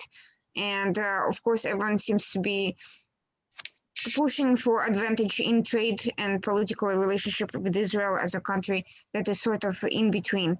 How do you see Azerbaijan playing out in terms of these competing blocs or alliances? Well, Azerbaijan doesn't have much options, to be honest. Azerbaijan based its entire politics on oil. Basically, that's Azerbaijan policy. Now, Azerbaijan is having another problem, that being a Shiite Islamic country, and the Gulf states and the Gulf area and the Middle East, the entire Middle East beside Iran, are Sunni Muslim. So I understand that there is a conflict between Iran being Shiite and Azerbaijan being Shiite as well, according to the minority of Azeri people and their influence in Iran. But at the end, I will think the Gulf area and the Gulf states and the Middle Eastern states, they're going to look at Azerbaijan as a Shiite state. So they're going to be too close to them. They're going to have to think this twice. Now, can Azerbaijan choose between the Arab states and Turkey? Turkey basically looking at Azerbaijan as the oil source and as their lands, as Turkey being a hub for gas and oil for Europe. Now, if the equation change, Turkey is not going to be in that position to help Azerbaijan. So being just like a Turks people siding beside each other's, or a Muslim people that siding beside each other's, within the circumstances that Iran being a radical state and Shia states, I don't think Sunni people, they're going to look at any Shia states at the same level as close to Sunni more than being close to Shia states. So basically, I don't think Sunni people, they're going to be too close to Azerbaijan. And in the meantime, of course, beside the religion subject, both countries or both regions are rich in oil. So I don't want to know that there is any other areas that that they will like, or any strategic area that will make them closer to each other's beside either religion or beside being, you know, oil producers. Um, for Turkey, I don't think Turkey is going to have any key role in the future if there is any new pipelines that's going to supply Europe. So basically, Azerbaijan doesn't have much choices in the future. They're going to have to play a different game in their geopolitics in the area. Could Armenia gain more ground? Yes. Don't I know that most you know, Azeri people don't like to hear that, but I think Azeri people has to come up with better politics for future. So do you think Azerbaijan has a future in a less economic and more political diplomatic capacity? For instance, if it shows itself as a successful mediator between Israel and Turkey, but at the same time continues building ties with the Arab states as a front against Iran, do you think it can shift its role in the region and ultimately kind of end up being a broker facilitating the ongoing current disputes? Well, basically, you know, we have now in the United States a change in power, and Israel were like kind of kind of depending too much on having that back, the solid back of Mr. Donald Trump, backing up Israel for the last 4 years, which is actually it did good. It did like an excellent progress in peace treaties that happened in the Middle East. Now Israel is kind of hesitant to think what's going to happen in the coming 4 years because of Mr. Biden taking over the House and taking over the presidency, and maybe more Democrats will take over the House as well. And they've been mentioning for a long time that they will continue the Iranian Accord and just cancel whatever Mr. Trump did. So accordingly, that will keep Israel looking at the subject in the eye of okay, can I act according to the situation against Iran by myself or with the support of the United States? So if Israel want to act upon itself without the support of the United States, Israel will need Azerbaijan. Yes, Azerbaijan will be the only country that it's up north of Iran and can offer a lot to Israel, especially because of the distance between Israel and Iran. If you remember in the past, Israel were able to go ahead and fly and bomb Iraq nuclear planets, but to do so against Iran, Iran is bigger, has more spread out nuclear units and planets, If Israel has to do that, it's going to be a challenge. So they need an area somewhere that close to the Iranian borders. And I think this is the only thing that lift will link, in case I'm talking about the oil and the new pipelines in the future, that will be the only thing that lifts to connect the geopolitics of Azerbaijan and Israel in the future. Mhm. Thank you so much. I do think that Azerbaijan definitely has a growing role to play. I think some of the Arab states they're going to have to weigh in some of the risks and of the regional threats, and they're going to have to figure out a more nuanced approach if they don't want to alienate countries like Azerbaijan that can play a moderating role between different factions. I think that is something certainly possible, but that's something that we can explore further at some future date. If anyone has any further questions or comments, I'll take them now. If not, then I'm going to actually first address a brief comment to the URF. Thank you, first of all, for your excellent, very detailed presentation. I'm hoping that you'll not just write an article, but maybe an academic paper, which is kind of like between an article and a book. The Republic Underground also has an academic section that would be most welcoming of your presentation, along with the maps integrated into it. That way, people who've missed the meeting or outsiders can also learn from this experience. And frankly, we are suffering from a shortage of historic resources about the region in English that are detailed and are not just generic or controversial. So that would be really very helpful. And in terms of the future, we are planning to continue with the network for 2021. So I wanted to briefly address the plan. At the last meeting, someone asked for potential workshop on writing and journalism that could help propel the network to be more successful in outreach to Western press and media. So this is something that we are going to be putting together for the end of January. It might actually be a couple of days, not just one, of really intense classes. We'll give you enough advance notice to discuss the format and how that's going to work exactly. And at the end of the day, the idea is to not only to teach skills, but also to present possibility of Western press credentials. So credentialed journalists in the United States, at least, will have more room to publish interview sources, have discussions, attend events, and generally play more of a visible role as professionals who are trained according to the local standards and who can meet the challenge of continuing information wars with professionalism.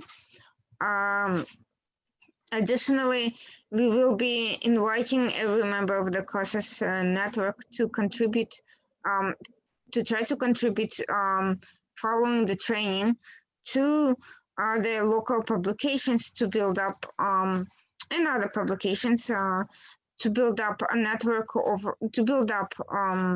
not only a professional network in itself, but to build up the information that is breaking through. And I believe with the skills that we'll be teaching, it will be a more successful approach.